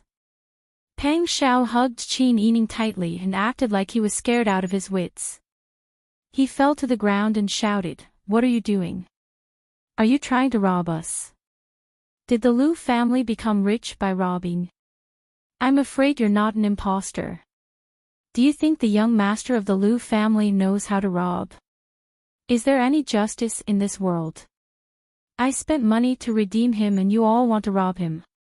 Do you have any shame? When Qin Yining heard Pang Shao's words, he almost laughed out loud. Pang Shao was such a good actor. Did he also act like a shrew in the imperial court? Was Li Qitian so angry that he almost vomited blood? Qin Yining didn't know what happened in the past. Anyway, Lu Zheng's face was pale with anger. Shut up. If you talk nonsense again, I'll throw you into the lake to feed the fish. Pang Shao immediately shut his mouth and cowered to his heart's content. The boat was only so big. Soon, someone found Lu Shi and Fu Shui from the cabin. Lu Shi's tears were still wet. There were no obvious injuries on his body, but he looked much more haggard. Lu Jing frowned and immediately ordered, hurry up and untie him. The middle-aged man who spoke for Lu Jing immediately went forward and untied Lu Shi. Lu Shi raised his head and said absent-mindedly, Shopkeeper Yuan, thank you very much. Get up quickly. Young master knew you didn't return home after you came out. He was so worried that he brought people to look for you. Manager Yuan sighed. Lu Shi got up and kowtowed to Lu Jing with regret, young master, it's my fault. I didn't know what was good for me. It's my fault. After knowing the truth, he was deeply hurt. He now understood Lu Zhang's painstaking efforts and why Fu Shui played him and used him like this. Regret, self-blame, anger, sadness, all kinds of emotions mixed together. She burst into tears and cried uncontrollably on the ground. Lu Xing didn't understand what was going on. He felt sad when he saw She crying so sadly. He quickly helped him up and said, "Okay, let's go back and talk about it. These people dared to imprison you. I must teach them a lesson." Lu Xing looked at Pang Xiao, who was still sitting on the ground and seemed to be unable to stand up. He sneered, "Take these people to the county prison and lock them up." "Yes." Grand Shopkeeper Yuan responded immediately. He hurriedly ordered his men to arrest all the people on the pleasure boat, and even followed them out. Pang Xiao didn't resist at all. She was so scared that she almost peed in her pants. Maybe she was too frightened or something else. She didn't want to let go of Qin Yining's hand, like a drowning person holding on to a piece of driftwood. Manager Yuan tried to pull Qin Yining away several times but failed. He secretly cursed Qin Yining for being such a pervert. He still didn't forget to hold the beauty at this time. The beauty was frightened. Her appearance of burying her head in the ground and sobbing really made people feel pity for her. Shopkeeper Yuan felt so sorry for her that his heart was almost broken. The family servants and guards arrested all the people on the Pang Xiao pleasure boat. They did not try to avoid the people, but went to the county Yamen prison in a grandiose manner. The residents who heard the commotion along the street could not help but push open their windows a little to look outside. On the dock, Fu Shuan knelt on the ground and kowtowed in the night wind. "Young master, please forgive me. I know I was wrong. I won't dare to do it again.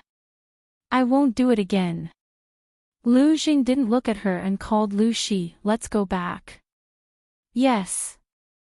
Lu Shi followed Lu Xing and didn't look at Fu Shui again. Fu Shui knelt on the ground in a daze. She looked at the backs of the two in confusion. "Did young master let her go?" Lu Xing asked Lu Shi, "What happened? How did you get caught all of a sudden?" Lu Shi's face was full of shame. He told the story objectively. After pondering for a moment, he said, "In the county jail of Danzhou Prefecture." Walking at the end of the line with his hands folded, Grand Tavern Keeper Yuan watched the guards of the Lu clan and the jailers exchange tasks. The jailer was a burly man in his early 40s. He had been yawning in dissatisfaction when he was woken up in the middle of the night, but when he saw Great Shopkeeper Yuan, he immediately became energetic. "So it's Great Shopkeeper Yuan. Does young Master Lu have any orders? Do you want me to entertain this group of insensible people?" Great Shopkeeper Yuan smiled. "These people offended young master, but young master is merciful and didn't order to punish them. But I personally think that although he didn't punish them, these people are really too hateful." "Yes.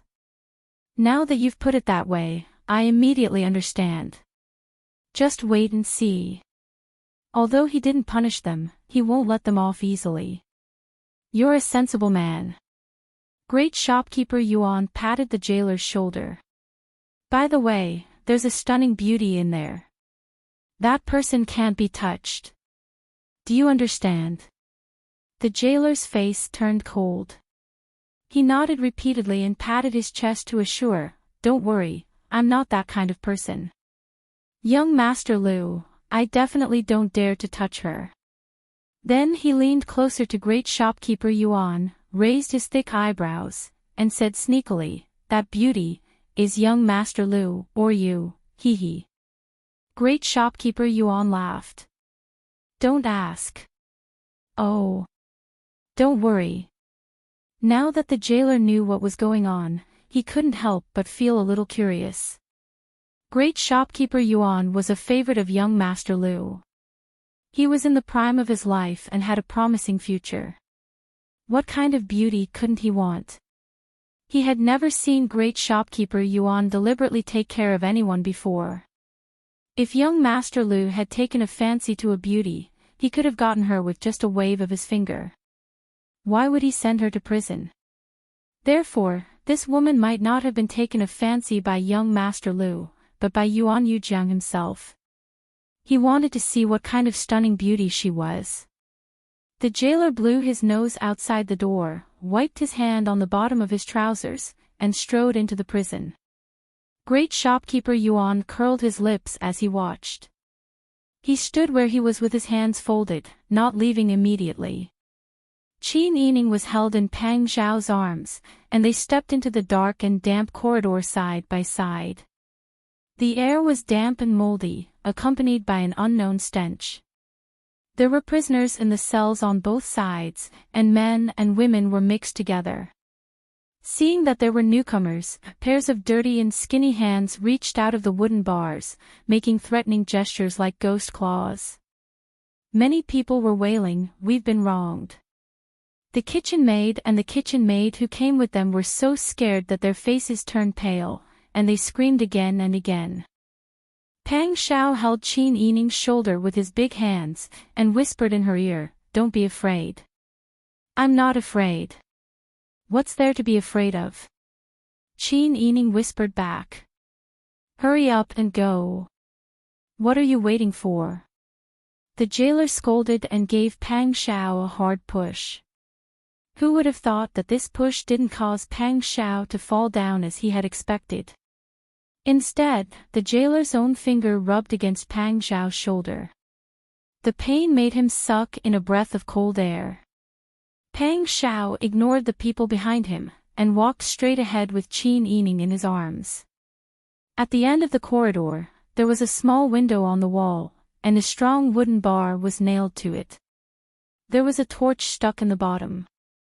Turning left, they saw a row of empty cells. The jailer pointed to the first cell. "You guys, go in." Huzi, a few Jinghu Wei, and the boatman on the boat obediently walked in. In the second cell, the jailer pushed the kitchen maid, Bing Tang, Ji Yun, and the other women, "Go in, go in." He then went to pull Qin Yining. Pang Xiao raised his arm and blocked the jailer's hand. "Who are you to touch my woman?" "Hey! Where do you think this is? You're already in prison, and you still dare to stick out your waist in front of me. This woman is your woman, and I'll take good care of her later." "You!" The jailer raised his hand to grab Qin Yining's hand. Qin Yining felt a strong sense of malice, and she looked back coldly at the jailer. Her face turned cold, and her eyes were as sharp as a bird of prey. She was beautiful, but it made the jailer stop in his tracks, and the words he was about to say were suddenly stuck in his throat. Did he encounter some kind of demon? The female ghosts and demons that the storyteller spoke of were all like this. They looked like beauties, but when they turned around, they wanted to eat people. Pang Xiao originally had a stomach full of anger, but when he saw his wife stare at the jailer, who was courting death, he immediately felt better. Sister Yi was soft and obedient in front of him, like a little white rabbit, but she was always so fierce in front of outsiders. With such a strong contrast in treatment, as long as he thought about how Qin Yining cared about him, no matter how bad his mood was, it would immediately improve. While the jailer was still in a daze, Pang Xiao and Qin Yining had already entered the same cell. The jailer snapped out of his daze, and spat out a mouthful of cold air. He grabbed a chain and locked the cell door. At this time, the jailer strode in with a lantern, and looked around, looking for the stunning beauty that shopkeeper Yuan had mentioned. She wasn't in the womenfolk cell, so it was obvious that she was in the womanizer's arms, but her face couldn't be seen clearly. "Who told you to lock people up like this?" The jailer kicked the jailer's butt. The jailer felt very wronged, but he didn't dare to refute, so he could only squeeze out a smile. The jailer raised the lantern high, and leaned close to the cell door to size up Qin Yining. With one look, the jailer came to a realization. She really was a beauty, no wonder Yuan Yujiang had specially instructed her.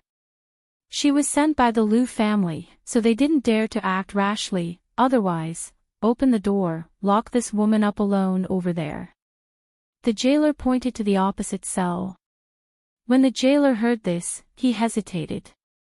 He was a little afraid of this woman. However, after being glared at by the jailer, he immediately trotted forward to do as he was told. Everyone looked at the jailer. Bing Tang and Ji Yun were very nervous, and Huzi's fists were clenched so tightly that cracking sounds could be heard. The jailer opened the door and came in to capture Qin Yining. How could Pang Xiao let him touch Qin Yining? He raised his leg and kicked the jailer's abdomen, causing him to stagger back a few steps and fall on his butt. Ouch! The jailer clutched his stomach and cried out in pain. You pretty boy, how dare you! The jailer was also stunned by this person's sudden action. After a long while, he scolded, How dare you behave so atrociously in here? I'm afraid you don't want to get out. Pang Xiao put one hand on his waist, and the other hand protected Qin Yining behind him. I advise you to think carefully. I'm the young master of the Wan family, and I came to Danzhou Prefecture to discuss business with Lu Zheng. Lu Zheng locked me up because of a misunderstanding, and he wants to let me out for business. If you dare to lay a finger on any one of us, Lu Zheng will skin all of you alive. You! The jailer glared. For a moment, he didn't know how to refute. Subconsciously, he felt that this person was right. After all, great shopkeeper Yuan said that young Master Lu didn't order them to take special care of these people. It was also great shopkeeper Yuan who said to take good care of them. Moreover, great shopkeeper Yuan had feelings for this woman, and he wasn't sure if young Master Lu would allow it. If he acted on his own initiative and offended someone, it would be bad for him in the future. Thinking of this, the jailer spat fiercely and walked out with the lantern. Don't give them food and drink. Starve them for 3 days, and I'll see if they can still be stubborn. Chapter 864. Just you wait, I'm going to skin you alive. Pang Xiao yelled back without hesitation. The prison guard was terrified when he saw the man's eyes and ran away. Without the prison guard, the prisoners in the other cells became bolder and looked over curiously. Some of them even whispered to each other. However, most of the prisoners were sitting on the ground weakly. They were in a daze and did not care about the outside world at all. Pang Xiao kicked the dirty and moldy straw on the ground and sat down casually. Then, he pulled Qin Yining into his arms and let her sit on his lap. His thighs were firm and strong. Even in this cold and damp cell, his embrace was very warm. Qin Yining said worriedly, The ground is cold. He took off the magenta blanket and folded it into a square. Sit on this. It's fine. It's not cold at all. Pang Xiao looked down at Qin Yining who was tossing around in his arms. His eyes were so gentle that they were about to burst. However, Qin Yining refused to listen to him and insisted that she use the blanket as a cushion. Bing Tang, Huzi, and the others in the next cell saw this and could not help but smile. They also found a place to sit down. Qin Yining whispered to Pang Xiao, How long do you think Lu Zheng will keep us here? Who knows? But I'm sure he just wants to take us down a notch. Plus, he's focused on Lu Shi right now and has no time to care about us. Yeah. I think so too. Qin Yining whispered into Pang Xiao's ear. Before we came here, we were wondering who in the Lu family was here to talk about this. It seems like it's Lu Zheng. Yeah. Pang Xiao's ear was tickled by Qin Yining's warm breath. She could not help but kiss him on the cheek. Qin Yining was stunned and quickly looked next door. When he saw that no one was paying attention to them, he pinched Pang Xiao's waist gently. Pang Xiao chuckled. She hugged Qin Yining and rocked him. She whispered in his ear, It's good to be locked up with you, even if I have to go to jail. Silly girl, I've never seen anyone who thinks that being in prison is a good thing. Qin Yining felt as if he had just eaten honey. The sweetness flowed from his heart to his mouth. Even though Qin Yining knew that with Pang Xiao by his side, his safety was guaranteed, he still felt uneasy. There was only one torch in the prison, which was placed diagonally next to the window at the end of the corridor. The entire prison relied on this little bit of light. But later on, when the torches were extinguished, the sky was covered with dark clouds, and the moonlight and starlight could not be seen at all. The prison became so dark that one could not even see one's own fingers. Qin Yining curled up in Pang Xiao's arms. His ear was pressed against Pang Xiao's chest. He listened to his steady heartbeat and gradually fell asleep. Pang Xiao closed her eyes and slept lightly. Even when she was taking a nap, she did not forget to pay attention to her surroundings. Her arms were always around the person in her arms. This gave her a sense of security and made her feel at ease. At this moment, a series of footsteps suddenly came from the corridor. Then, they saw a candlelight gradually approaching. The orange-red light moved slowly in the prison. Wherever it passed, it lit up for a moment. In the blink of an eye, it returned to darkness. The person who came stood outside the prison door where Pang Xiao and Qin Yining were. He placed the lantern on the door and said, "Young lady, how should I address you?" The arrival of this person startled everyone in the prison. Pang Xiao looked up and saw that it was the middle-aged man who had followed Lu Jing in front of the pleasure boat. He came personally but spoke to Qin Yining. His intention was very clear. However, they did not know whether it was his own idea or Lu Zhang's order. Qin Yining rubbed her sleepy eyes. She glanced at Grand Shopkeeper Yuan and asked, "Who are you?" "My surname is Yuan. I am the head shopkeeper under young Master Lu. I manage many businesses and shops." Grand Shopkeeper Yuan smiled very gently. Qin Yining narrowed her almond-shaped eyes slightly. Then, she smiled and said, "So it's Grand Shopkeeper Yuan. Do you have any orders for me?" Looking at a beauty under the lantern light, she looked even more beautiful. Moreover, when she smiled, Grand Shopkeeper Yuan's bones were about to melt. He thought to himself, could it be that the beauty doesn't want to stay in the prison and wants to grab onto me, her lifesaver? Ah, it's not an order. I just came to see how the situation in the prison is like. "Miss, do you lack anything?" Grand Shopkeeper Yuan smiled even more gently. "I don't lack anything in the prison." Isn't Grand Shopkeeper Yuan asking unnecessary questions? Qin Yining frowned in disdain. "There isn't even a blanket here. How can I rest? My young master came here to discuss business with young Master Lu, but as soon as he saw him, he threw him into prison without any explanation. Is this how you treat your guests?" The woman's tone was not strong and her voice was not sharp. Her soft voice echoed in the prison. However, every word she said was like a slap to the face. Grand Shopkeeper Yuan was embarrassed for a moment after hearing what she said.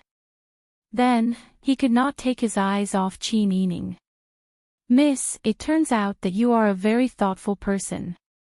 It seems that I can't treat you as an ordinary woman who has no thoughts and no brains just because you are a woman." Grand Shopkeeper Yuan smiled and said, "I'd like to talk to you. Would you do me the honor?" Talking to a strange woman in the middle of the night. Pang Xiao was furious. If Qin Yining had not secretly pinched him, he would have lost his temper long ago.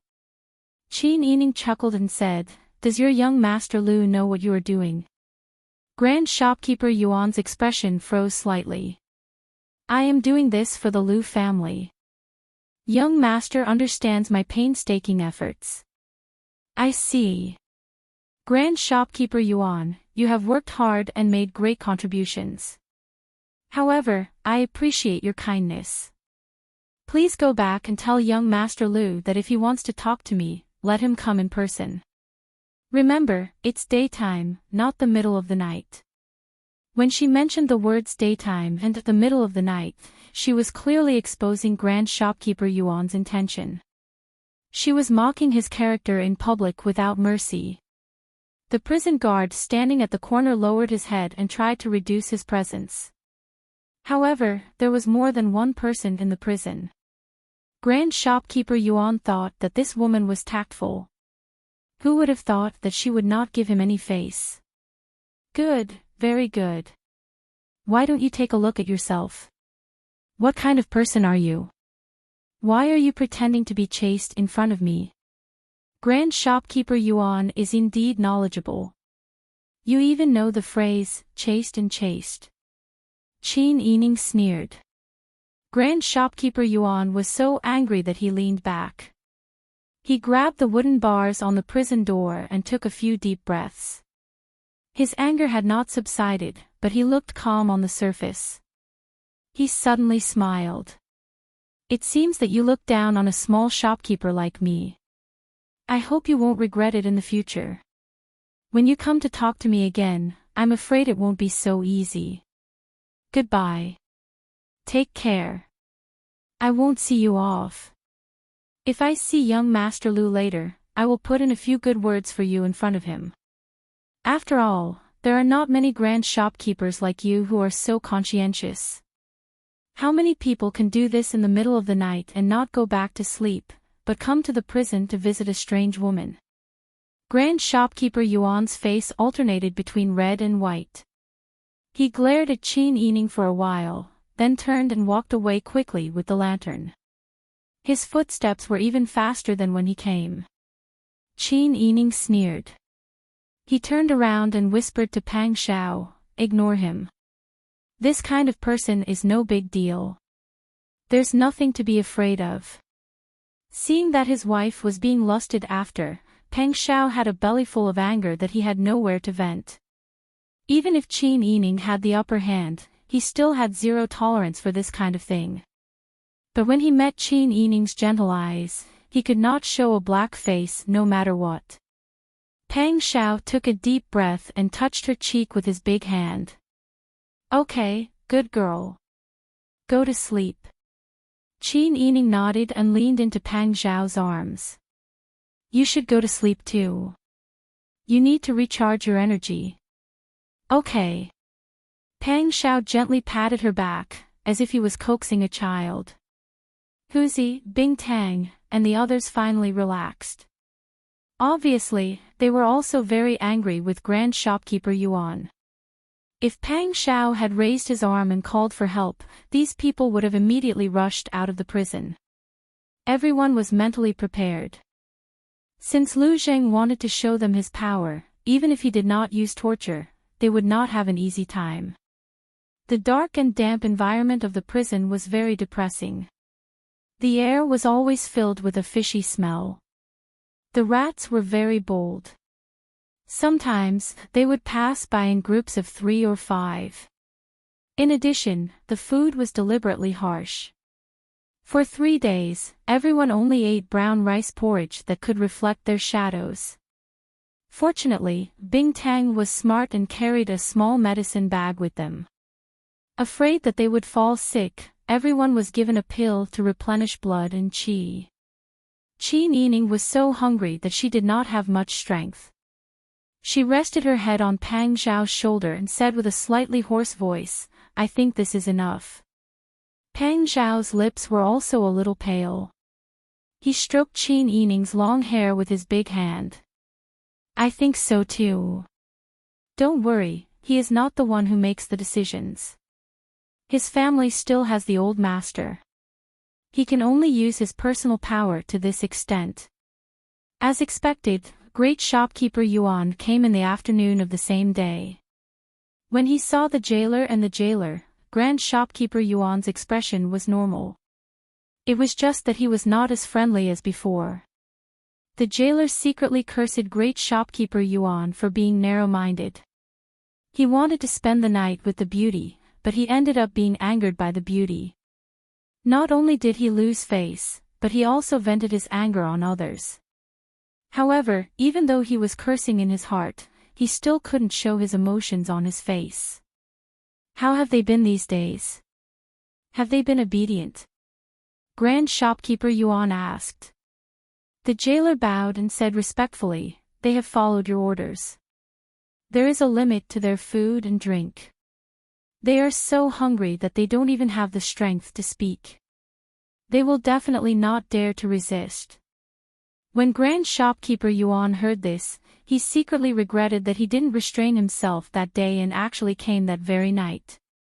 It was also because that woman was too attractive. If he wasn't in a hurry and waited until now, that woman might have suffered enough, and perhaps she would submit to him. Grand Shopkeeper Yuan sighed in his heart as he walked quickly into the prison. Standing in front of the cell where Pang Xiao and Qin Yining were, he looked at the two embarrassed people and said unwillingly, have you thought it through? Pang Xiao raised his eyelids and glanced at Grand Shopkeeper Yuan. His tone was still domineering. I am the young master of the Wan family. How dare you treat me like this? I will definitely report to the old master when I go back.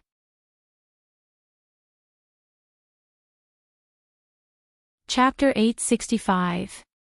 This young master still hadn't grown up. What were the people at Guangdong thinking? How could they arrange for such a person to negotiate? Get up, all of you. If you want to report back, you should report back to my young master first. He's already waiting for you at the Lu family. Pang Zhao's eyes lit up, like a child who had just received candy. He said in surprise, really? Of course. This young master doesn't have to stay in this damned place anymore. Head shopkeeper Yuan didn't even bother to answer. He turned around and ordered the jailers to open the door. The sound of chains rattling could be heard from the prison cells. The doors of all three cells were opened. Pang Xiao helped Qin Yining to stand up. He thumped his thighs that were sore from being sat on by Qin Yining. Qin Yining smiled apologetically, are you all right? I'm fine. Everyone breathed a sigh of relief and followed head shopkeeper Yuan out of the prison. The prisoners in the prison all shouted that they were wronged. However, they couldn't leave even if they wanted to. The sky outside the prison was dark blue. It was a refreshing autumn season. Qin Yining squinted his eyes because he couldn't get used to the bright light. Pang Xiao also closed his eyes for a while before opening them. Head shopkeeper Yuan looked at the group of people with disdain and said, young master Wan's servants can return to your pleasure boat. Our family's young master hasn't touched anything on the pleasure boat. As for you, you can come with me. Pang Xiao acted shamelessly, I'm not going. We're all starving. If we go with you, are we going to the Lu family to eat? Head shopkeeper Yuan couldn't help but roll his eyes. Was discussing business more important than eating?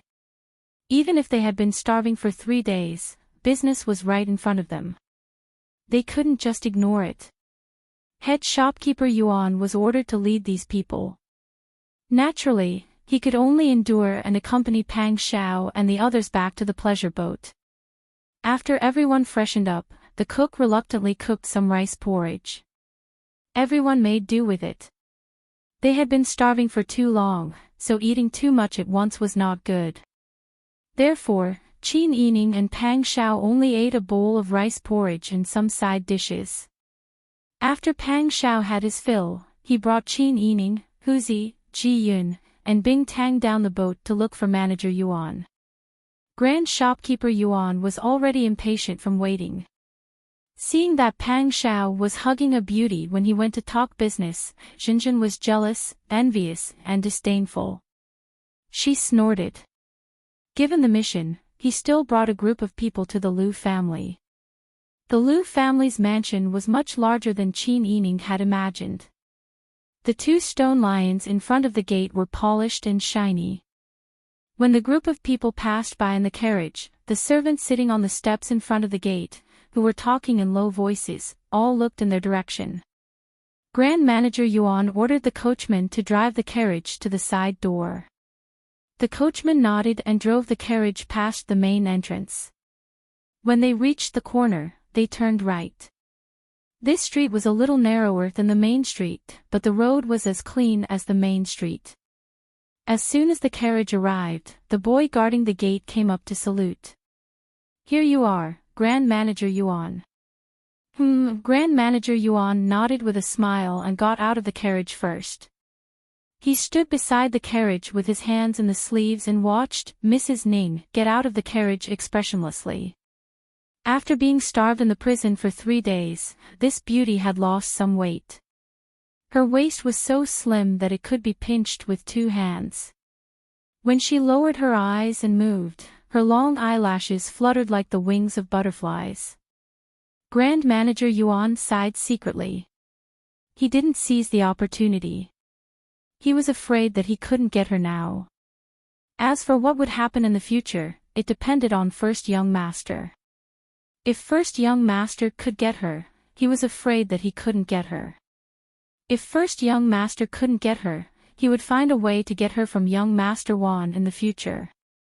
He didn't believe that a dissolute man like Young Master Wan would favor a woman for a long time. Pang Xiao helped Qin Yining stand still. Of course, he didn't miss the calculation and greed in Grand Manager Yuan's eyes. He curled up the corners of his mouth and said calmly, "Grand Manager Yuan, please lead the way." Grand Shopkeeper Yuan came back to his senses and led the two into the mansion. They walked through a long alley and arrived at the study room in the outer courtyard. They passed through a hall, circled around a corridor, and passed through a begonia door. Finally, they arrived at a secluded courtyard. The green wooden door of the courtyard was open. A little girl stood quietly in front of the door. There were 3 main rooms in the courtyard. A stone path led to the main door. The side rooms on both sides had side rooms. There was a lush osmanthus tree on the left side. A stone table was placed under the grape trellis on the right side. There were a few bamboos planted close to the courtyard wall. The lotus flowers in the vats had already bloomed and withered. A few koi fish were swimming leisurely. Lu Zheng and Lu Shi were sitting at the stone table under the grape trellis, playing chess. "Young master, I've brought them here." Grand Manager Yuan's voice was soft, as if he was afraid to disturb Lu Zheng's train of thought. Lu Zheng held a white chess piece in his hand and observed the game. He put down a piece slowly and a soft dong sound came from the chessboard. Pang Xiao raised his chin confidently, "Yes." Lu Zheng shook his head and said regretfully, "Why did your Guangdong group send someone like you? Aren't you afraid of ruining the business and tarnishing the reputation of the company?" "Hey, what do you mean? I'm the future owner of Guangdong Group. How am I ruining the business and tarnishing the reputation of my family?" Lu Zheng shook his head again and again. He looked like a scholar who couldn't explain himself to a soldier. "Fine, fine. Are you here to talk about the Imperial Envoy business? Let's finish the business quickly so that we don't have to meet again." Pang Xiao crossed his arms and rolled his eyes. "You think I want to talk to you? If it wasn't for the old master's orders, would I be suffering here? I'll explain to the old master when I get back. This is how the Lu family treats their customers. If it wasn't for your old master crying and begging, do you think you have the right to sit here and talk to me?" Lu Zheng was disgusted with the man's chatter and went straight to the point. "Fine, fine. Tell me, why does Guangdong Group want to buy an Imperial Envoy?" Pang Xiao looked left and right, then glared at Lu Shi warily. "Don't worry. No one here will spread our words." Then he laughed mockingly, "Even if it does, there's nothing to be afraid of. Our Lu family's business isn't new. This kind of business isn't rare. If anyone dares to criticize, our Lu family naturally has a way to deal with it." With such a confident tone and such a familiar posture, Qin Yining believed that Lu Zheng was telling the truth. They did do a lot of business like this. He even said it so easily. The Lu family's foundation was deep and they were powerful. It seemed that it was more immeasurable than she thought. But was it really good to do business like this? Qin Yining fell into deep thought. Pang Xiao snorted, "To tell you the truth, our Guangdong group wants to take root in the old capital of the Dian dynasty. In order to expand our business and expand our network, there are naturally many things that are inconvenient. There's no one in the imperial court, so our hands are tied. The local officials there are also very stubborn. That's why we thought that the imperial court could arrange for a temporary official to support us." Lu Jing sneered, "You think it's easy? The appointment of an imperial envoy has to be personally announced by the emperor. If the emperor doesn't appoint an imperial envoy, do you think it's so easy for anyone to arrange an imperial envoy? That depends on your family's ability. Otherwise, our money won't be worth it. Aren't you just destroying your own reputation?" Lu Zheng looked at the ruffian face of young Master Wan and felt annoyed. It was a pity that such a good appearance was wasted. He simply shifted his gaze and openly admired the beauty. "Since we let you come, we have the ability. But it's true that it's difficult. Moreover, we agreed to meet on the 10th of October. You came a bit early. Aren't I in a hurry? Besides, I've never been to Danzhou City before. That's why I came to look around." Pang Xiao was a bit afraid of being exposed and calmly gave a reasonable excuse.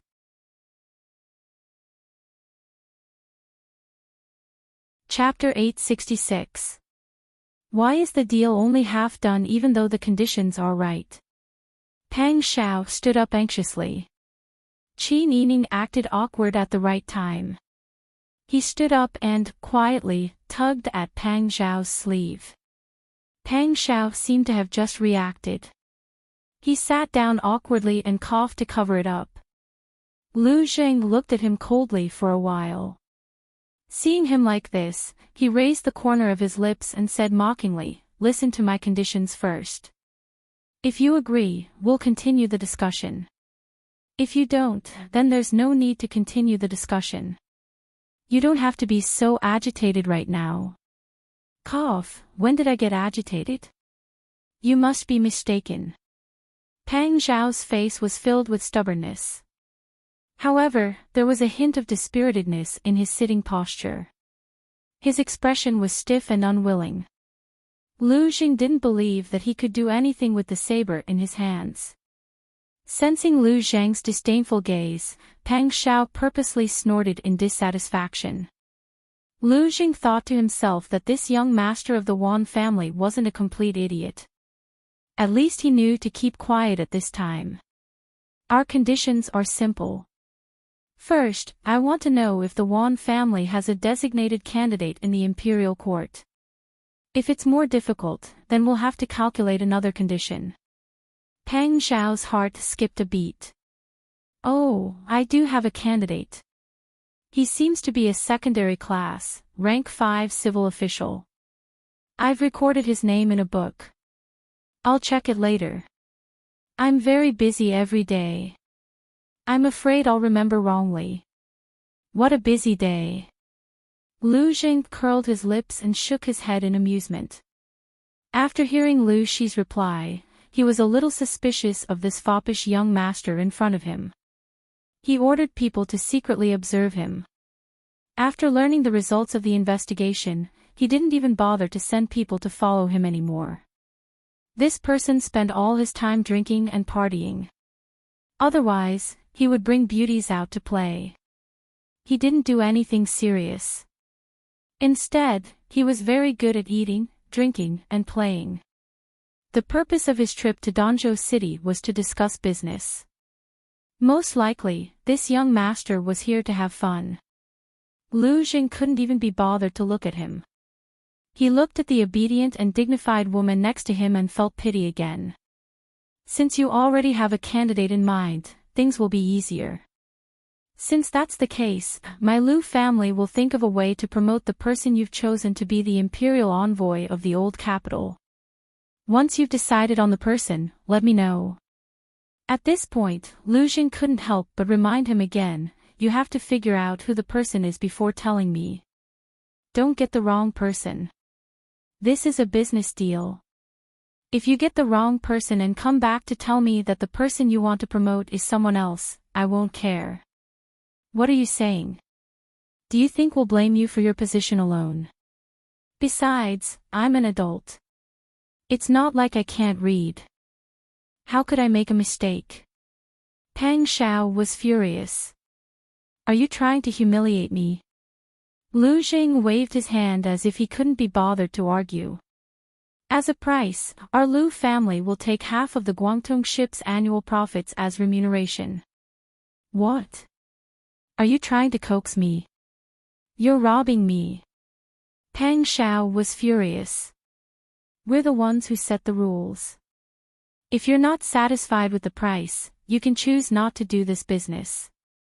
It's not like my Lu family is in a hurry to help your Wan family. Pang Xiao gritted his teeth and paced around in annoyance. This isn't a small sum. Let's not talk about whether we're going to make a deal or not. Even if we agree to give you half of the profits, what if you don't succeed in the end? What if the person we've chosen doesn't become an imperial envoy? Lu Xing looked down on his pettiness and said coldly, you don't have to worry about that. I've said it many times. This isn't the first time the Lu family has done this kind of business. Your master is willing to beg the Lu family because he knows the Lu family's ability. If we can't do it, we won't ask for your remuneration. As he spoke, he crossed his legs and played with a chess piece in his hand. He mocked, the Lu family has 100 years of foundation. To put it bluntly, half of the Guangdong ship's profits are nothing to us. I really don't care. You're too good at talking big. Do you think our Guangdong ship is a small shop opened by those small families? Pang Xiao stared at Lu Xing with his neck straightened. Lu Xing sneered, I don't have the patience to bargain with you. If you don't agree, there's no need to continue this business. You can do whatever you want. But this request of yours is too much. Half of our future profits. You might as well rob people directly. It's faster to make money. Enough. Lu Xing waved his hand, if you don't think it's suitable, please go back. Pang Xiao swallowed a mouthful of saliva with difficulty. Is there no room for negotiation? Can't it be less? Lu Xing looked at him up and down with disdain. Then he raised his eyebrows at Qin Yining and said bluntly, You're Mrs. Ning. Qin Yining stood up and lowered his eyes, I am. It's a pity that you're with such a person. If you're willing to stay, you'll have a better life in the future than in the Wan family. Lu Xing stood up and walked slowly to Qin Yining with his hands behind his back. He bent down to look at Qin Yining's pretty face and smiled at Pang Xiao, if you're willing to give Mrs. Ning to me, I might consider your request. I'm willing to pay less. Pang Xiao pulled Qin Yining behind him, no way. She's mine. Lu Xing spread his hands, you can ask the beauty's opinion. Qin Yining pulled Pang Xiao's sleeve and lowered his head shyly, thank you for your kindness, young Master Lu. I'm already young Master Wan's woman. Although I'm from a humble background, I know that a woman doesn't serve a second husband. Please forgive me, young Master Lu. Do you know why you're refusing? This is the Lu family, a century-old family. The Lu family is very big and good. But young Master Wan has never mistreated me. When Lu Xing looked at Qin Yining again, the look in his eyes became deeper. He thought that this Mrs. Ning was a heartless plaything who used her beauty to please others. He didn't expect that she was so loyal to this idiot. The more she was like this, the more Lu Xing thought highly of her. Pang Xiao stomped his feet angrily and shouted with dissatisfaction, don't go too far. I said she's mine. I won't give her to anyone else. If you want to talk about business, just talk about business. Why do you have to involve a woman? Lu Jing didn't continue the topic with Pang Xiao and only said, "So, will you give me half of Guangdong's future profits?" Pang Xiao pretended to struggle, but in fact, he was already calculating in his mind. If Lu Jing asked for money this time, Pang Xiao would have to bleed for the sake of the plan. But Lu Jing wanted half of Guangdong's profits. Profits were naturally different every year, so it needed to be calculated every year. Since it needed to be calculated, it couldn't be immediately asked for money. This was not a bad idea. He could agree immediately, and he didn't need to pay for it. He could let Guangdong and the Lu family settle the score slowly. Maybe he could get this done without spending a lot of effort, and he could also get a large sum of money from these two families. Pang Xiao had an idea and asked deliberately, "Okay, but what if you don't get it done? If the person we appointed doesn't become an imperial envoy, how will you return the money? If that's the case, our deal will be invalid. If the Lu family doesn't fulfill their promise, your Guangdong won't have to hand over half of your annual profits." Lu Zheng was obviously very familiar with this process and said, "We'll arrange for someone to do it first. Once it's done, we'll arrange for someone to be the second manager of your Guangdong. This way, the accounts will be fair to everyone, and it'll be convenient to pay the profits." When Pang Xiao heard this, he was sure that he didn't need to pay for it, and he felt more confident. He thought for a while, then like a warrior cutting his wrist, he reluctantly said, "Then let's write the contract." Lu Jing looked at Pang Xiao with disdain as if he was looking at an idiot. "Write the contract for this kind of deal? Ha, don't worry, our Lu family has never cheated our customers in this kind of business." Pang Xiao also seemed to think that if he wrote the contract for selling official positions and titles, wouldn't he be leaving behind an irrefutable evidence? He looked uncomfortable and said with a stiff neck, "If you don't want to write it, then don't write it. But aren't you afraid that Guangdong won't give us money after you complete the deal?" Lu Jing said sarcastically, "You can try. Let's see if that imperial envoy can continue to live, and if your Guangdong ship can continue to operate." Lu Zheng's smile was gentle and amiable, but in the eyes of others, it was like a blunt knife cutting flesh. Pang Xiao trembled. Lu Jing smiled with satisfaction and added, "Don't worry, you and Mrs. Ning can stay in the Lu residence for the time being. Since you agreed to our terms, we are business partners. Our Lu family has always been courteous and generous to our partners. You can take this opportunity to experience the local customs of Danzhou. When the imperial envoy is injured, you can take the shopkeeper back to Guangdong to fulfill your promise." Although it was simple, Pang Xiao and Qin Yining's hearts tightened. Lu Jing meant to detain them in the Lu residence as hostages until the imperial envoy took over. Pang Xiao was the young master of the Wan family.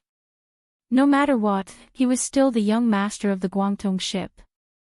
If the Guangdong ship did anything that displeased the Lu family, or if the Guangdong ship was here to fish, the Lu family could immediately punish him. "I believe our business will be very successful." Lu Jing smiled warmly. With such an important bargaining chip, the Guangdong would not be able to make any waves. Pang Xiao quickly calculated the pros and cons in his mind, and finally nodded helplessly. He rolled his eyes and smiled, "Then I will have to stay in the residence and disturb you." Hearing his tone as if he wanted to take advantage of the world, Lu Jing knew what he was thinking. He could not help but sneer at him. He was the young master of a big family, and yet he was so proud of taking advantage of the situation. Was he not afraid of losing his dignity as a noble young master? It was funny how stingy he was. The Lu family was a big family, and naturally did not care about such a small amount of money. Since the deal was done, it was not a big deal to entertain the customer.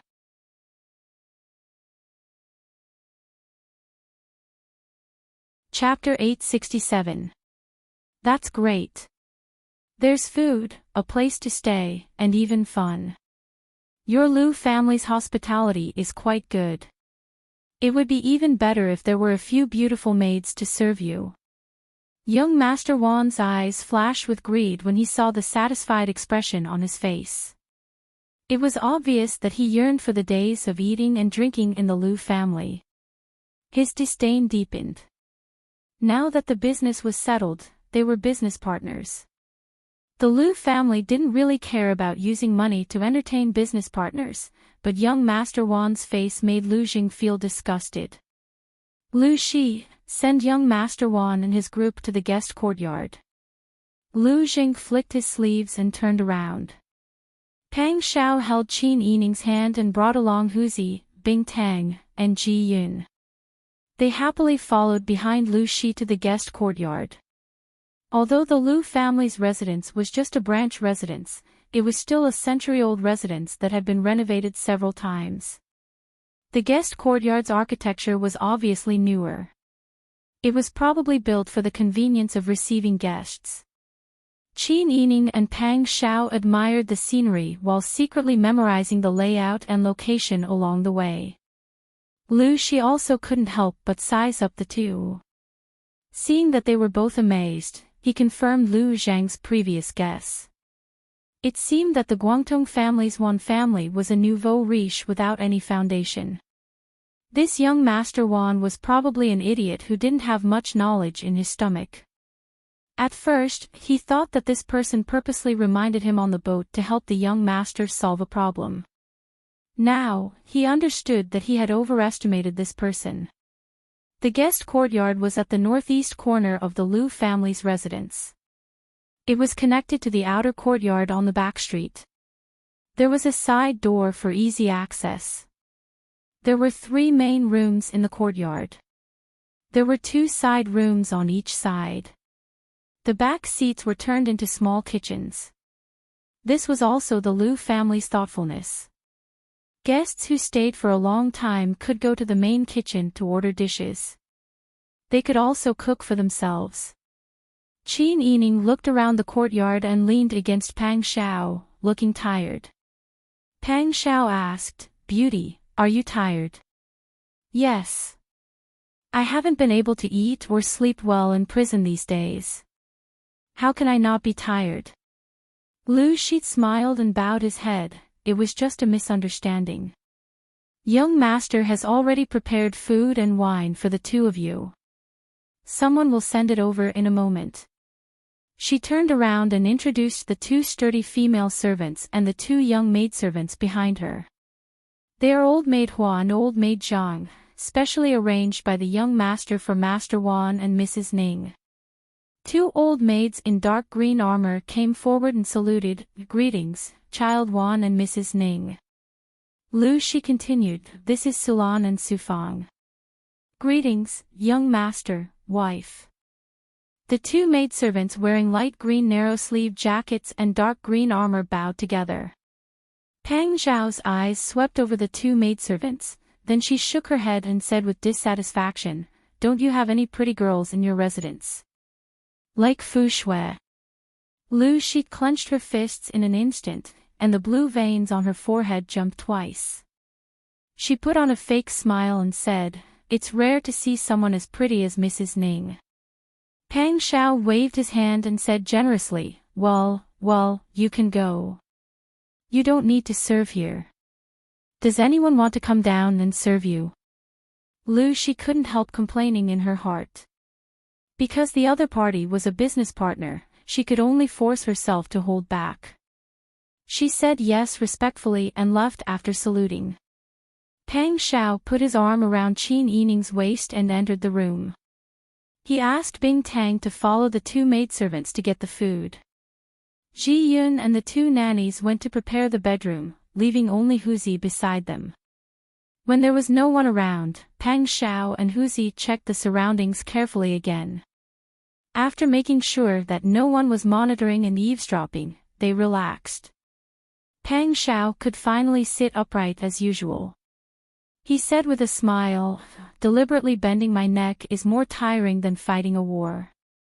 Qin Yining giggled, "Don't I feel tired talking in a coquettish voice? In fact, I like your appearance very much." Qin Yining couldn't help but stare at him. "I'm afraid that it will become a habit." If I don't behave properly when I go back, I can't teach the children well. That's true. Pang Xiao touched his chin and nodded. Huzi, who was standing aside, couldn't help but chuckle when he saw that the topic of the two of them happily turned back to the children. Pang Xiao stared at Huzi. Huzi immediately kept quiet and retreated to the corner. Qin Yining's face was a little hot.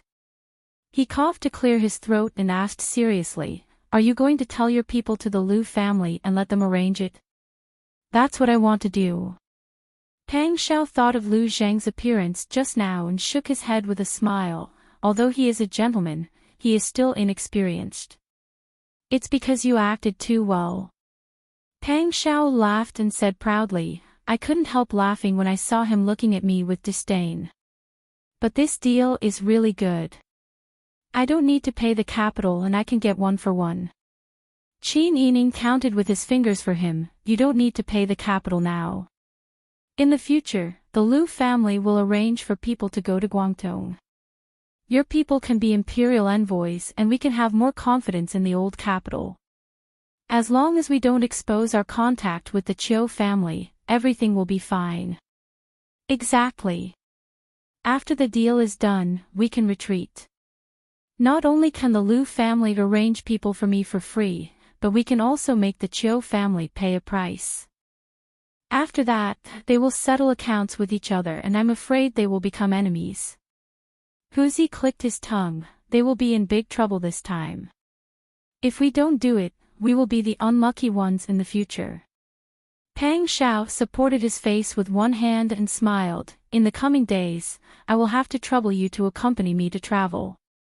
Qin Yining smiled and said, "It's my pleasure." Pang Xiao had to go all the way. In the days that followed in the Lu family, Pang Xiao played the role of a petty playboy to the fullest. On one hand, he showed off his wealth, but on the other hand, he wanted to take advantage of the Lu family. He took Qin Yining to visit all the scenic spots around Danzhou City. Qin Yining and Pang Xiao went out to play every day. When they returned to the Lu family, they were treated with good wine and good food. They lived a happy life. It was the most peaceful and sweet time they had had since their wedding. Lu Jing originally paid attention to young Master Wan and investigated him. But in the end, Lu Jing didn't even bother to look at him. Occasionally, he heard from Lu Shi that young Master Wan lived in the guest house and took beautiful women to tour the mountains and enjoy the scenery. Then he looked at his busy days and thought of young Master Wan's contemptible face. He couldn't help but feel irritated. "Young master, have some hot tea and take a rest." Lu Shi put a delicate white porcelain teacup in Lu Zhang's hand. Lu Jing nodded and took a sip of tea. "What else does young Master Wan do except eat, drink, and play? I haven't seen him do anything else. He seems to be busy trying to please Mrs. Ning these days. He bought a lot of gold and silver jewelry, rouge, face powder, silk and satin. They couldn't fit everything in the guest house, so he arranged for people to send them back to the ship." "Yes. How is Mrs. Ning living with him? Is she bored?" Lu Shi wasn't surprised. He had seen through Lu Zhang's feelings for Mrs. Ning. Mrs. Ning is still the same as before. "Young master, you care about Mrs. Ning a lot." Lu Jing snorted and said bluntly, "That idiot tarnished the beauty for no reason. Unfortunately, the beauty is blind." Lu Shi agreed. That guy with the surname Wan was just a little lucky to have met a beauty first. If young master likes her, he can use some tricks to get her. Looking at young Master Wan's appearance, he was just a bag of skin. Young Master Wan was handsome and confident, not inferior to young Master Wan. In addition, the Lu family's foundation was right there. Lu Zhang was a little melancholy, but last time I asked, Mrs. Ning bluntly refused. Lu Shi shook his head in amusement. With Lu Zhang's status, all his women rushed to get close to him. Lu Jing didn't even need to ask. Among all the maids in the mansion, as long as they were pretty, which one of them did not want to be Lu Zhang's maid? Young master, your relationship has always been too smooth. Perhaps the young master had never truly fallen in love with any woman. Lu Zhang was stunned for a moment as if he was lost in his memories. After a while, he said, yes. Speaking of which, there is no woman that I can't get. The master and the servant fell into a short silence. After a while, Lu Zhang came to his senses and said, go to the warehouse. I remember that someone sent me a set of jade head ornaments inlaid with gold and jade a few days ago. Together with several sets of earrings and clothes, there are a total of 108 pieces. You can send the box to Mrs. Ning. Lu Shi was surprised. Did young madam see that set before? Lu Jing said, she has a lot of jade. She doesn't care about this set. Go ahead. See if Mrs. Ning likes it or not. Yes. Lu Shi thought for a moment and suggested, young master, this time when you send the jewelry, why don't you avoid that young master Wan? Who knows, maybe she was afraid of young master Wan's presence and couldn't agree, so she rejected young master. That's reasonable. Lu Jing thought for a while and said, well, you don't need to get it. I'll ask young madam to do it. It's easier for women to talk.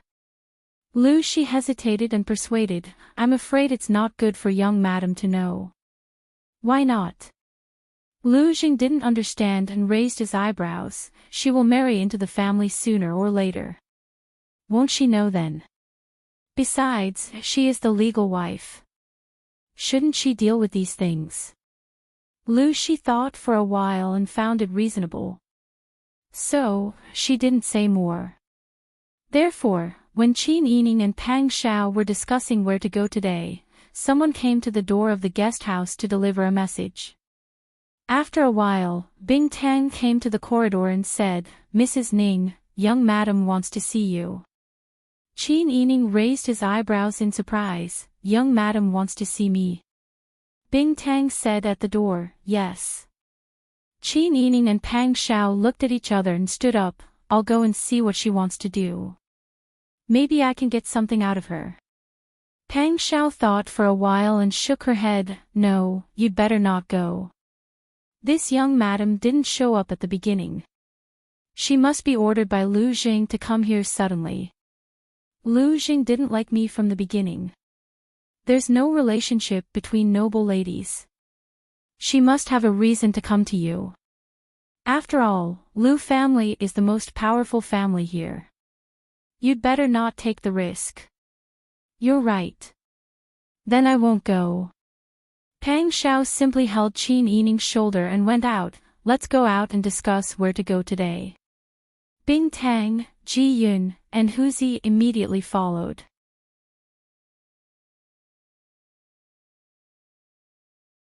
Chapter 868. Qin Yining wondered why Lu Zhang's wife suddenly came to the guest yard. He looked up and met her eyes. For some reason, Qin Yining just smiled and nodded. But first young madam did not return the salute. She raised half of her eyebrows and looked at him with undisguised disdain. It seemed that she was not looking at a person, but an object. The smile on Qin Yining's face faded. Are you Mrs. Ning? Yes. First young madam, what can I do for you? First young madam walked to Qin Yining step by step and looked Qin Yining up and down with her watery eyes. She had been married to first young master for many years, but she had never seen him so enthusiastic about a woman. This time, he urged her to send jewelry to him like a greedy cat. Her heart was full of strong uneasiness and jealousy. When she saw the real person, she was even more ashamed and ashamed. At this time, she had mixed feelings. But she was first young master's legal wife, and her family had to rely on the Lu family. She had no right to be willful. Suppressing the anger and bitterness in her heart, first young madam adjusted her mood in a breath and said politely with a smile, Mrs. Ning, are you free? Can we talk in private? At this time, first young madam looked at Pang Xiao. At this sight, she felt more complicated. She knew that her husband liked someone else's concubine, but she did not say that someone else was such a handsome young master. They were a good couple. Why did she break them up and bring the beauty to her to make trouble for herself? Qin Yining and Pang Xiao looked at each other and did not understand what first young madam meant. Patting Pang Xiao on the back of his hand, Qin Yining walked to first young madam with Bing Tang and Ji Yun. Pang Xiao crossed his arms and waited impatiently against the door frame. First young madam and Qin Yining walked to a bamboo forest by the road one after the other. Is that young Master Wan? Yes. It seems that young Master Wan dotes on you very much. Young Master Wan treats me extremely well. With your beauty, you naturally deserve the attention of all the men in the world. Even those who are not interested in women have their hearts moved. Eldest young mistress turned around with a smile on her lips, but the smile did not reach her eyes. This concubine has come on my husband's orders. I would like to ask if my wife is willing to be a concubine. For a moment, Qin Yining didn't know whether he should be angry at Lu Zhang's audacity or sympathize with this woman who was obviously jealous, but still wanted to be a virtuous woman and ask for a concubine for her husband. I won't hide it from eldest young mistress. A few days ago, eldest young Master Lu had already asked this servant once, but this servant had already refused. Even though the Lu family is wealthy, young Master Wan's family is not weak either. Moreover, young Master Wan dotes on this servant. This servant also has some understanding of the Wan family. Young Master Wan is about to remarry. In the future, this servant will have a smoother life in the Wan family. Even though the Wan family is not as rich as the Lu family, I'm just a little girl. It's not like I want to do a big business. To me, this life is worth looking forward to. While Qin Yining was speaking, eldest young mistress Lu kept looking at her expression, as if she wanted to see if she was sincere or not. Qin Yining calmly looked back at her and said, "Eldest young mistress, please thank young Master Lu for this servant's good intentions. This servant can only refuse." Eldest young mistress Lu nodded hesitantly. She ordered the maidservants behind her to bring an exquisite 3-layered brocade box. "This is what young master instructed us to give to you." The 2 maidservants opened the first layer of the brocade box. In the big red brocade box, there were neatly arranged jadeite head ornaments on a black velvet cloth. The style was novel and the workmanship was exquisite. Most importantly, the jadeite head was excellent. The maidservants showed the 3 layers of ornaments, then closed the box and handed it over. Qin Yining's eyes were filled with greed. It was impossible for any woman to not like this set of head ornaments. She magnified her feelings of love by dozens of times. But she still refused. "Thank you for the gift, eldest young mistress Lu. It's just that I don't deserve it. The business between the Lu family and Guangtong shop has been settled. This servant can't accept more. Please take it back." Qin Yining knew Lu Zhang's thoughts and did not want to be entangled with eldest young mistress Lu. She bowed and said, "Young Master Wan still needs to take this servant out. This servant will take her leave." Qin Yining bowed and walked back to Pang Zhao's side. Eldest young mistress Lu was very surprised. It seemed that the woman in front of her was not a fool who only coveted riches. No matter what, this woman refused to enter the Lu family. There were only benefits and no disadvantages for her. Eldest young mistress Lu's expression finally eased. He nodded to Pang Xiao from afar. Then, he turned around and left with his men. Pang Xiao's 5 senses were outstanding. Qin Yining and eldest young mistress Lu did not deliberately lower their voices. He did not need to ask to hear their conversation clearly. His stomach was full of jealousy. This matter was not Qin Yining's fault. Pang Xiao held it in for a long time before saying, "Why is the Lu family all the same?" Qin Yining choked. Suddenly, she covered her mouth and giggled. Pang Xiao was still a bit angry at first, but seeing Qin Yining smile, his heart softened. She was so outstanding that it was no wonder that there were people who adored her. He could not blame his wife for being too beautiful, too smart, and too kind. He could only blame those people for eating bears' hearts and leopards' guts. Pang Xiao pulled her hand and walked out of the guest courtyard side door. Bing Tang, Ji Yun, and Huzi followed behind with difficulty while suppressing their laughter. When the two went out, they naturally swaggered through the city. After a proper discussion, Pang Xiao went to the Dingxing restaurant that Qiu Feishan told him about and ate a big meal. We appeared in advance. Lu Zheng has already recognized me as the eldest young master of Guangdong. Naturally, he won't come here on the 10th of October. It's convenient for us to do things. Qin Yining nodded in agreement. After making a plan, before leaving, Pang Xiao called the restaurant's shopkeeper and rewarded him with an ingot of silver. The wine and food here are very good, it suits this young master's appetite.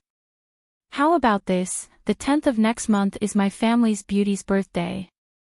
This young master will tell you in advance that I want to reserve the entire Dingxing restaurant for a banquet. This is the deposit. Huzi took out a banknote worth 500 taels of silver from his bosom. The restaurant's shopkeeper had never seen such a bold and unrestrained young master.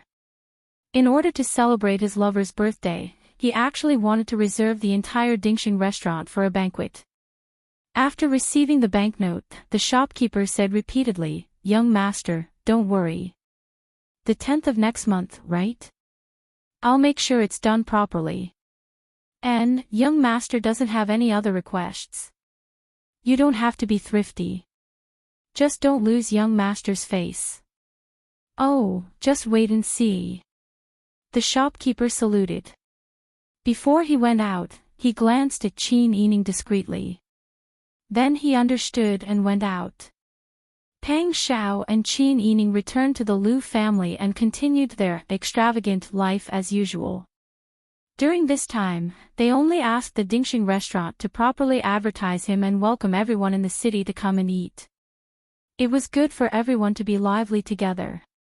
With the Dingxing restaurant's advertisement, everyone in Danzhou City knew that a rich young master's concubine was going to celebrate her birthday. On the 10th of October, the Dingxing restaurant offered free food and drinks. Some people were curious, some people were disdainful, and many people wanted to eat this sucker's meal. Of course, this matter couldn't be hidden from Lu Zheng. These days, Lu Zheng had been wearing a straight face and seemed to be full of worries. Naturally, Lu Shi didn't dare to say much and just waited quietly on the side. Dingxing restaurant. Full-on banquet. Lu Jing sneered, "I didn't expect that such a person who is addicted to taking advantage of others would be willing to hold a banquet in the Dingxing restaurant. Even a miser knows how to grow feathers." Lu Shi also said, "He's just showing off. In my opinion, Mrs. Ning really doesn't know how to calculate. Young master gave her a priceless head ornament but she didn't want it. Instead, she cares about that idiot's banquet. How much can a banquet be worth?" Lu Jing also thought so in his heart. The more he thought about it, the more upset he became. Lu Shi's words poked at his heart even more. Lu Jing got up irritably and went into the room. Lu Shi knew he had said something wrong and didn't dare to say more. After a while, Lu Zheng's face looked better. Lu Shi then dared to ask, "Young master, do you want to go on the 10th of next month? Where to? Full-on banquet? Or continue to please Mrs. Ning?" Lu Shi didn't dare to speak. "I have all kinds of women, but she doesn't know what's good for her. Do you want me to stick to her? Forget it for the time being. As long as the business with Guangdong restaurant continues, I won't be afraid that she won't be sent to me in the future." Lu Shi nodded, knowing that young master had made up his mind. Now he didn't force her, which meant that he was determined to have her in the future. Lu Jing grabbed a handful of chess pieces and played with them in his hand. Suddenly, he said, "Isn't there someone who wants to buy an official position tomorrow?" "Yes. Let's talk about business tomorrow. You go to call that idiot and ask him to bring Mrs. Ning." Lu Shi was stunned and then understood. He immediately nodded. He happily went to pass the message to Pang Xiao. After hearing Lu Shi's reply, Pang Xiao and Qin Yining politely sent him away. Both of them were a little confused. "Young Master Lu wants to bring us to talk business. What does that mean?" Pang Xiao tapped the table with his fingers. After thinking for a moment, he understood and smiled. "He's showing off his fist in front of an idiot like me. This is a common tactic used by businessmen. They want people to see how good their business is so that they can raise their status and do things more conveniently in the future." Pang Xiao looked at Qin Yining and said, "Maybe he wants to show you the power of the Lu family." Qin Yining blinked and laughed, "Are you jealous again?" Pang Xiao curled his lips. "When a peacock spreads its tail, it's always a peacock." Qin Yining was stunned for a moment and then burst into laughter. Pang Xiao touched his nose and thought for a moment. He also laughed. With Lu Zheng's intention to spread its tail, Pang Xiao naturally hid behind the screen with Qin Yining to watch a few of the Lu family's transactions. At this time, they really realized how big the Lu family's business of selling official positions and titles was. During the negotiations, the Lu family always stood in the dominant position. Once they made a request, they would never give in. The only people who would compromise were those who came to buy official positions. Qin Yining and Pang Xiao met a lot. When they went out to play in private, they would help the Lu family do some calculations. Just as they thought before, the Lu family not only made money by using people in the imperial court, but also made connections.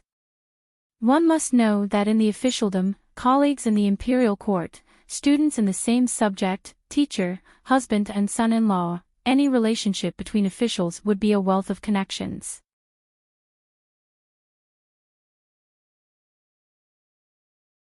Chapter 869. The officials promoted by the Lu family, even if there were still some new ones, would slowly become fans of the Lu family in the future.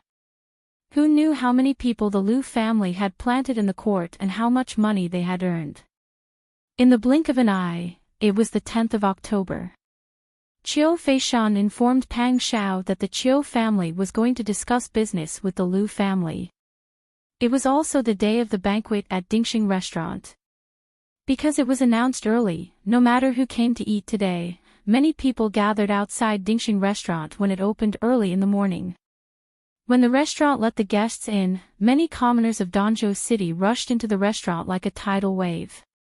Everyone was saying, "Congratulations, 1,000 blessings, an auspicious birthday." Pang Xiao and Qin Yining stood in the lobby on the first floor, standing close to the counter. Pang Xiao was wearing a long gown with beautiful embroidered with arrow sleeves. Such a gaudy color, coupled with the way he deliberately bent his waist and stood in a dispirited manner, perfectly portrayed the image of a spendthrift who spent a lot of money for a beauty. He looked like he was holding a banquet at home, grinning proudly, and couldn't help but say, "Congratulations, congratulations, thank you." Many people looked at him curiously, and some people came up to talk. Pang Xiao didn't care at all, openly chatting with people, and often showing off the beauty of the beautiful concubines around him. Qin Yining was happy to watch the show from the side, and often held Pang Xiao's arm, not hiding his seductive charm, making many people who came to the banquet today stunned. Near noon, a master and servant in front of the door attracted Pang Xiao's attention. The master was over 40 years old, wearing a brocade official's robe, with a stout figure and a kind face. Behind him was a servant in his early 20s. If that was all, it wouldn't be strange, but Pang Shao keenly observed that when they entered the door, the master was asking for the servant's opinion. The servant's temperament was outstanding, and it was difficult to hide his arrogance. Pang Shao and Qin Yining looked at each other, and the two of them walked around the round table in front of them at the same time. The other party noticed Pang Shao and Qin Yining as soon as they entered the door, because the two of them were too outstanding and couldn't be ignored. When the two of them came closer, the stout middle-aged man cupped his hands and said with a smile, "I heard that it's the birthday of the beautiful concubine. I'm here to ask for a glass of wine, young master won't mind." Pang Shao could tell that this person had a Sword River City accent, so he was certain that this person was from the Chiu family. He smiled and said, "Welcome, but how can wine be enough?" Leaning closer to this person, he asked in a low voice, "Are you from the Guangdong ship doing business?" The other party, Pang Zhao's Pang Shao, Pang Pang Pang, Pang Shao Pang Pang Shao, Pang Pang Pang Pang, Pang Pang Pang Pang Pang Pang, Pang Pang Pang, Pang, Pang, Pang Pang Pang, the two of them looked at each other, then looked left and right, cautiously confirming that there was no danger before going upstairs.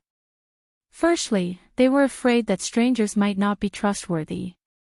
Secondly, they were afraid that they would be noticed by people with ulterior motives.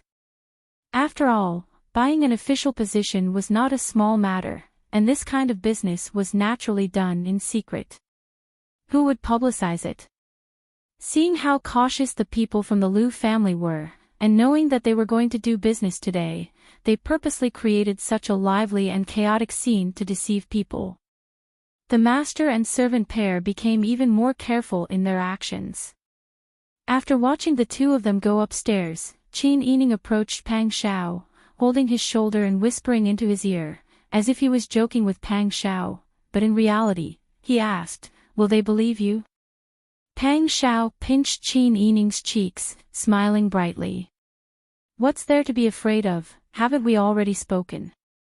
They are here to do business like this, so naturally, they want to keep it as a secret as possible. By doing this, we'll be able to confirm their suspicions. They should already be convinced of our identities."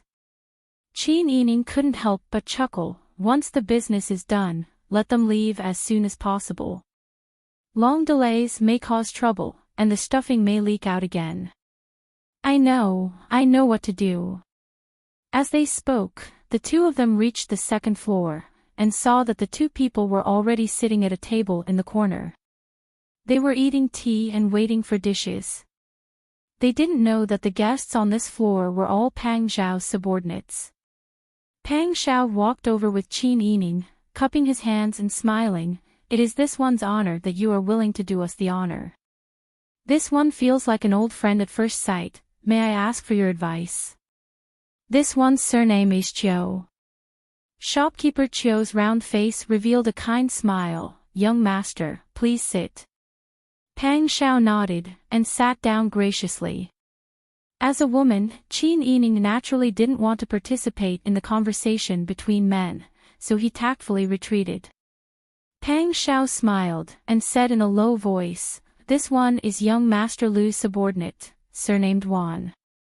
Speaking of which, it's quite a coincidence that I'm related to the owner of Guangdong Hao, Lian Zong. Perhaps 100 years ago, you were from the same family." Pang Shao smiled at the manservant behind shopkeeper Chiu. "Don't you think so?" Shopkeeper Chiu was startled, and looked back at the manservant with apprehension and hesitation. The manservant thought for a moment, then smiled calmly, and stood with his hands clasped behind his back, nodding. If that's the case, then it must be fate. Pang Shao was certain that this manservant was sent by the Chiu family to negotiate, and the one sitting next to him was the follower. Pang Shao asked with a smile, "Young Master Wan, why don't you sit down and talk?" Young Master Wan remained standing, and said with a smile, "It's fine to talk like this." Pang Shao knew that the other party was cautious, so he didn't insist. He said directly, "Since that's the case, to avoid complications, I'll make a long story short. This number, send it to the location I specify within 10 days. You can choose the person, and you can go back and wait for the good news. Pang Xiao stretched out his hand and gestured. Young Master Wan and shopkeeper Chiu were dumbfounded. This number. 5 million taels of silver. Shopkeeper Chiu asked tentatively.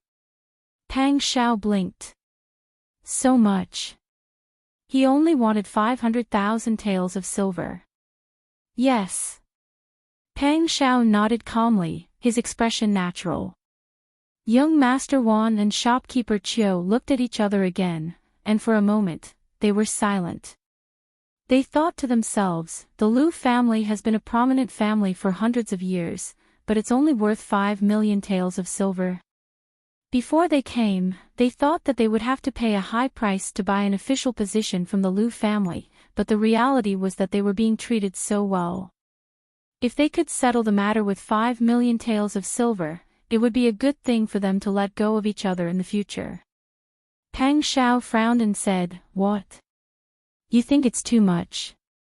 Shopkeeper Chiu was about to speak, but young Master Wan spoke first.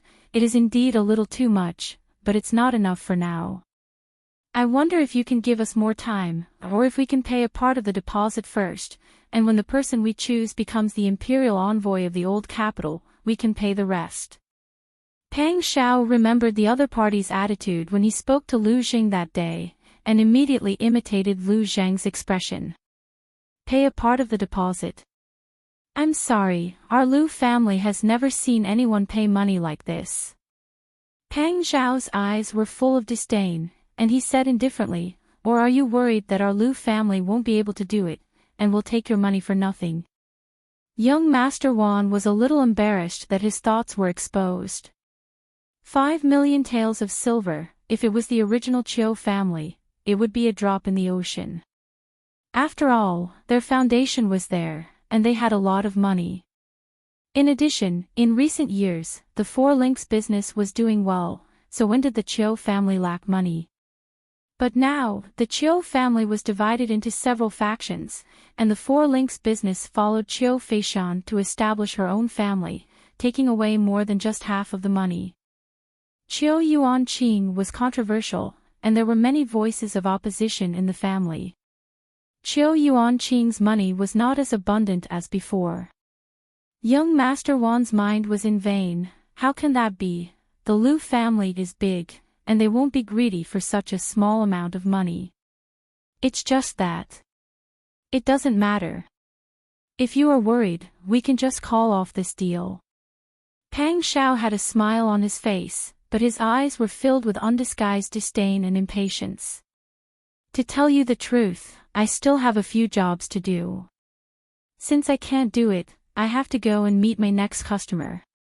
Pang Xiao stood up. Young Master Wan was very surprised. Why didn't the other party care about whether the deal could be done or not? Or in the eyes of the other party, their Chiu family's business was not worth mentioning at all. Thinking like this, young Master Wan was immediately frightened, and he anxiously said, Wait. Pang Xiao raised his eyebrows and looked. Young Master Wan thought for a moment. In the end, he couldn't come in vain, so he nodded. Well, we have to write a document. We gave the money, you also have to write a receipt. This kind of thing doesn't need a document, a verbal agreement is enough. A receipt is even more unnecessary. Allow me to say it again, our Lu family has done a lot of business. If you are worried about reneging, it is really unnecessary. Young Master Wan immediately understood that the other party was afraid of leaving evidence. But there is no document, no receipt, only a verbal agreement. If something goes wrong, we don't even know who to turn to for help. Pang Xiao chuckled. For this kind of thing, if something goes wrong, can you still complain to the authorities? Young Master Wan choked. He didn't know how to answer. Forget it, the deal is all voluntary. If you think it is inappropriate, then we will meet again. Pang Xiao smiled and cupped his hands, about to leave. Young Master Wan and shopkeeper Chiu were a little anxious. It seemed that the Lu family really didn't care about this deal at all. Wait. Young Master Wan said in a low voice, I agree. Young Master is indeed a straightforward person. Pang Shao curled his lips. How about this, you send the money to a newly opened grain store in Guangqing County called Guangqing, the head shopkeeper Zhao there is one of our people. When I receive news from him, I will immediately start working for you, you just need to wait for the news. Guangqing County was not far from the old capital. It was not surprising that the Lu family had businesses all over the country. Young Master Wan nodded, leaned close to Pang Zhao's ear and whispered a few words. This is the person, then, we will wait for the good news. Well said. Pang Zhao was a little confused when he heard the person mentioned. He had no impression of this person at all, he was just an inconspicuous sixth-rank official. Pang Zhao's expression was normal, he didn't seem excited at all from closing a big deal, he turned and went downstairs. Shopkeeper Chiu heaved a long sigh, he said in a low voice, they are indeed rich and imposing. Yes. Young Master Wan was angry and helpless at being suppressed during the negotiation, now we are the ones asking for help, forget it, as long as it can be done. Let's leave the city immediately and go back to prepare the money, the sooner we send it, the sooner it can be done. Shopkeeper Chiu was a little hesitant, this situation is really uncertain, there is no proof at all, if we send the money for free, what if they deny it?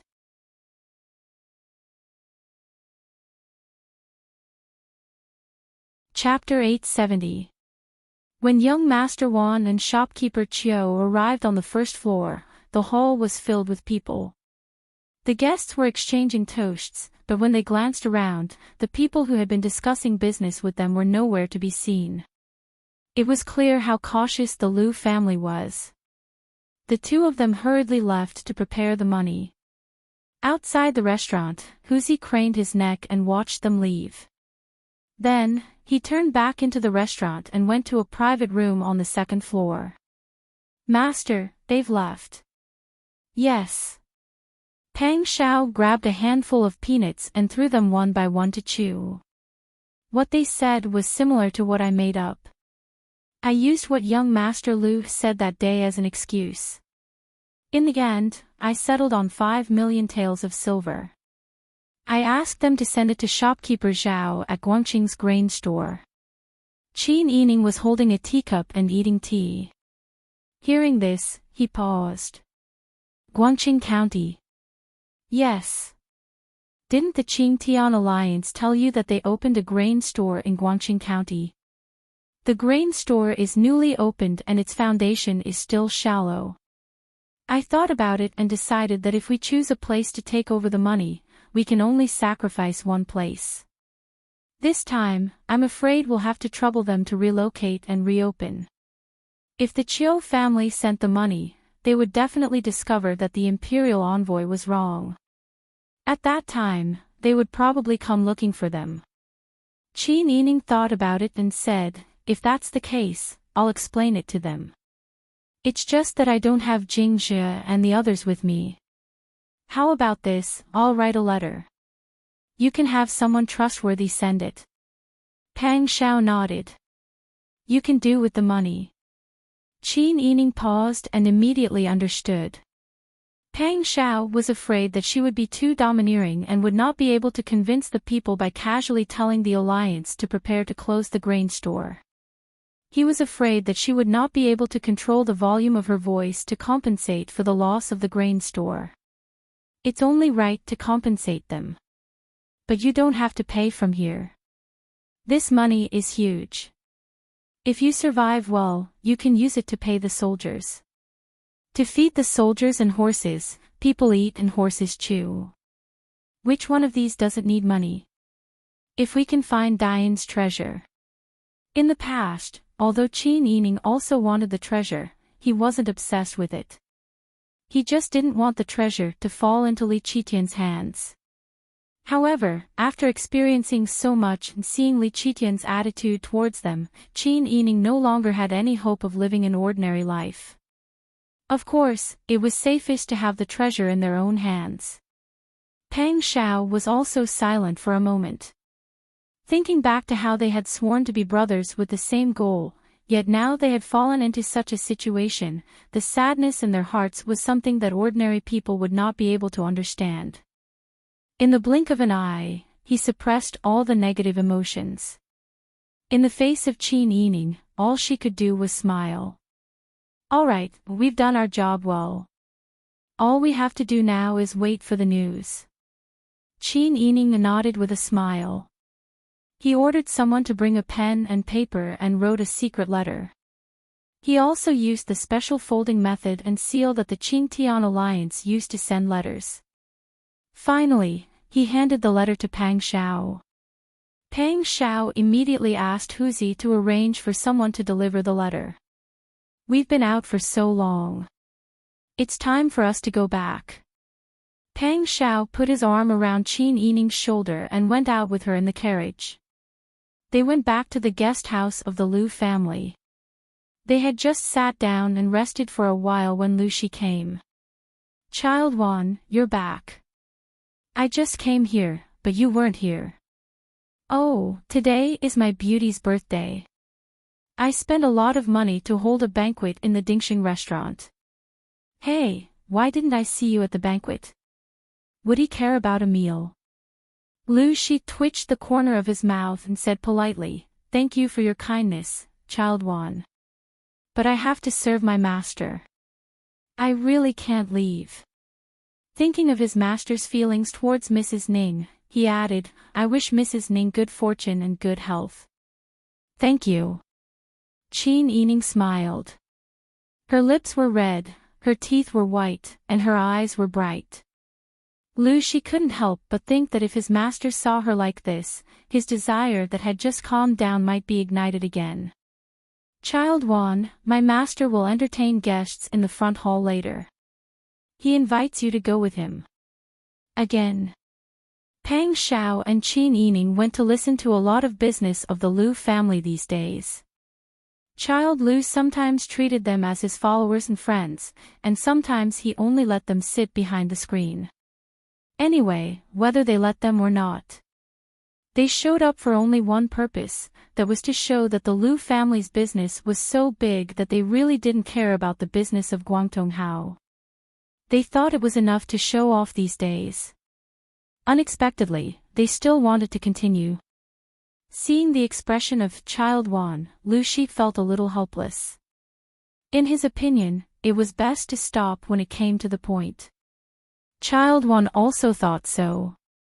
It was just Mrs. Ning's birthday, but Child Wan was so ostentatious. He just booked a banquet, but he was so arrogant. It made people feel that all their efforts these days were in vain. Child Wan just wanted to show his strength to Mrs. Ning and let the idiot Child Wan know the gap between them. But in such a provocation, not only did the idiot not see it, but Mrs. Ning was still indifferent. She didn't take the initiative to throw herself at him as expected. The more she acted like this, the more Child Wan cared about her. Lu Shi smiled and said, "Child Wan, Mrs. Ning, please." Chin Yining pretended to be unhappy and said, "I've been busy for half a day today. I'm very tired now.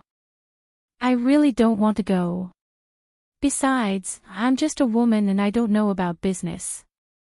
Eldest young master said that he wants to invite the two of you.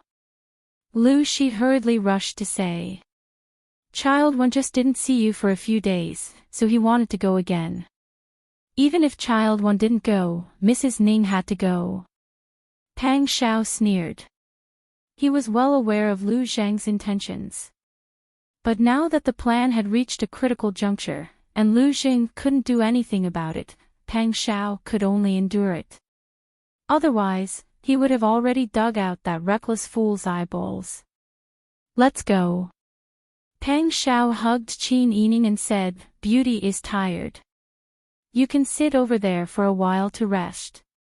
Child Liu is kind. We can't refuse his good intention." Chin Yining pouted and said softly, "Okay. I'll listen to you." Pang Xiao's muscles and bones went limp when he heard her soft and tender voice. His arms around her tightened a little. They went all the way to the front hall. Pang Xiao walked in directly, cupped his hands and said with a smile, "Child Lu is really hospitable." Lu Jing sat at the head of the table and tasted tea. As soon as he heard Pang Xiao's voice, he felt upset. The fragrant tea in his mouth was tasteless, leaving only bitterness. "Child Wan is a distinguished guest of my humble abode. I'll do my best as a host." Standing up, Lu Jing looked at Qin Yining and said with a smile, "I heard that today is Mrs. Ning's birthday. I've prepared a small gift. I hope that Mrs. Ning can accept it." As he spoke, a maidservant brought an exquisite brocade box. It was the set of jade head ornaments that Qin Yining refused. Lu Jing stared at the person in front of him. When he gave it to her, she said that she didn't deserve it. Later, he thought about it. Without any reason, she really couldn't accept his things. Today, there was a good reason. How could a beauty not love jewelry? Pang Xiao had a smile on his face, but his eyes were frosty. Qin Yining saw that Pang Xiao was about to explode. She hurriedly said, "Thank you, Child Lu. It's just that I don't lack these things. Child Wan has given me a lot. Moreover, I only want to wear jewelry given by my man." Pang Xiao lowered her eyes and relaxed her clenched fists. Lu Zheng, on the other hand, was furious. It was the first time that he was rejected by a woman in public. If he didn't know that it would only make things worse if he continued to argue, he would directly ask her what was the difference between him and that idiot. Lu Zheng waved his hand. The maidservant carefully held the brocade box and ran away with her head lowered. "If that's the case, I didn't think it through." Lu Zheng stiffly changed the topic. "Today, we have a business meeting. I thought that since you are bored, why don't you come and listen? Later, you can have tea behind the screen." Pang Xiao saw that Lu Zheng's face was about to turn green. She was in a good mood. She laughed and said, "Okay, 2 more plates of desserts." Then, she grabbed Qin Yining's hand and walked to the side.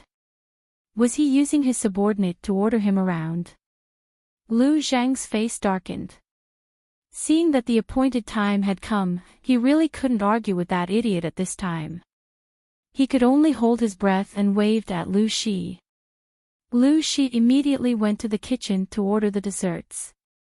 Before the desserts were served, Lu Zheng sat in the main hall and refused to talk to Pang Xiao. It was obvious that he was furious. Not long after, the maidservant brought the desserts.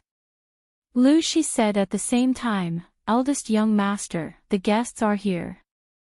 Lu Zheng hummed in response. Lu Shi then went out to invite the guests in. Qin Yining and Pang Xiao sat behind a wooden screen. The screen was carved with a plum tree with strong branches, but there was no hollow space. They couldn't see outside and could only listen quietly. They heard the guests chatting with Lu Zheng. Their tone was quite polite. Lu Zheng, on the other hand, was as cold as usual. He went straight to the point and asked what the guests wanted to buy. The guest's voice was hoarse as if sandpaper had been rubbed on it. "I want to buy the magistrate of Huichuan County, north of the capital." Lu Zheng raised his eyebrows. "The magistrate of Huichuan County. Do you know where Huichuan County is?" "Of course I do." The guest laughed with a guttural sound. Lu Zheng nodded. "Since you have chosen the position, I won't say much. This number. Once I see the money, I will do it for you. Just wait for my news." The guest agreed without hesitation. Since the deal was done, the man started chatting with Lu Zheng again. His words were full of praises for the Lu family and Lu Zheng, praising Lu Zheng to the skies. On the other side of the screen, Qin Yining fell silent. Pang Xiao saw that Qin Yining's face didn't look right, so he held her hand worriedly across the small table. He even began to suspect that there was something dirty in the tea and snacks Lu Jing brought over. Qin Yining regained her senses and smiled at Pang Xiao, indicating that she was fine. The person who had bought the official position outside had already left. Qin Yining and the others walked away and said to Pang Xiao, "Young master, this servant is very tired. Why don't we go back and rest?" Pang Xiao knew that something was wrong and nodded. "Darling, your face is pale. It's my fault. Come, let's go back." Pang Xiao put her arm around Qin Yining's shoulder and went to the front to inform Lu Jing. She then left with the guests, leaving Lu Jing gnashing his teeth. When they returned to the guest house, Qin Yining immediately whispered to Pang Xiao, "Look carefully. Is it convenient for us to talk now?" Pang Xiao nodded. "Don't worry. What's wrong?" Qin Yining frowned and whispered, "I recognize the voice of the person who bought the position. Is that someone you know?" You're tuning in to the LoveLore Library YouTube channel. We're so grateful for your support, and don't forget to subscribe to join us on this incredible journey through captivating stories. Your generosity through donations truly makes a world of difference, as it's the primary source of revenue that allows me to expand and enhance this channel for you. Thank you from the bottom of my heart for being a part of this adventure.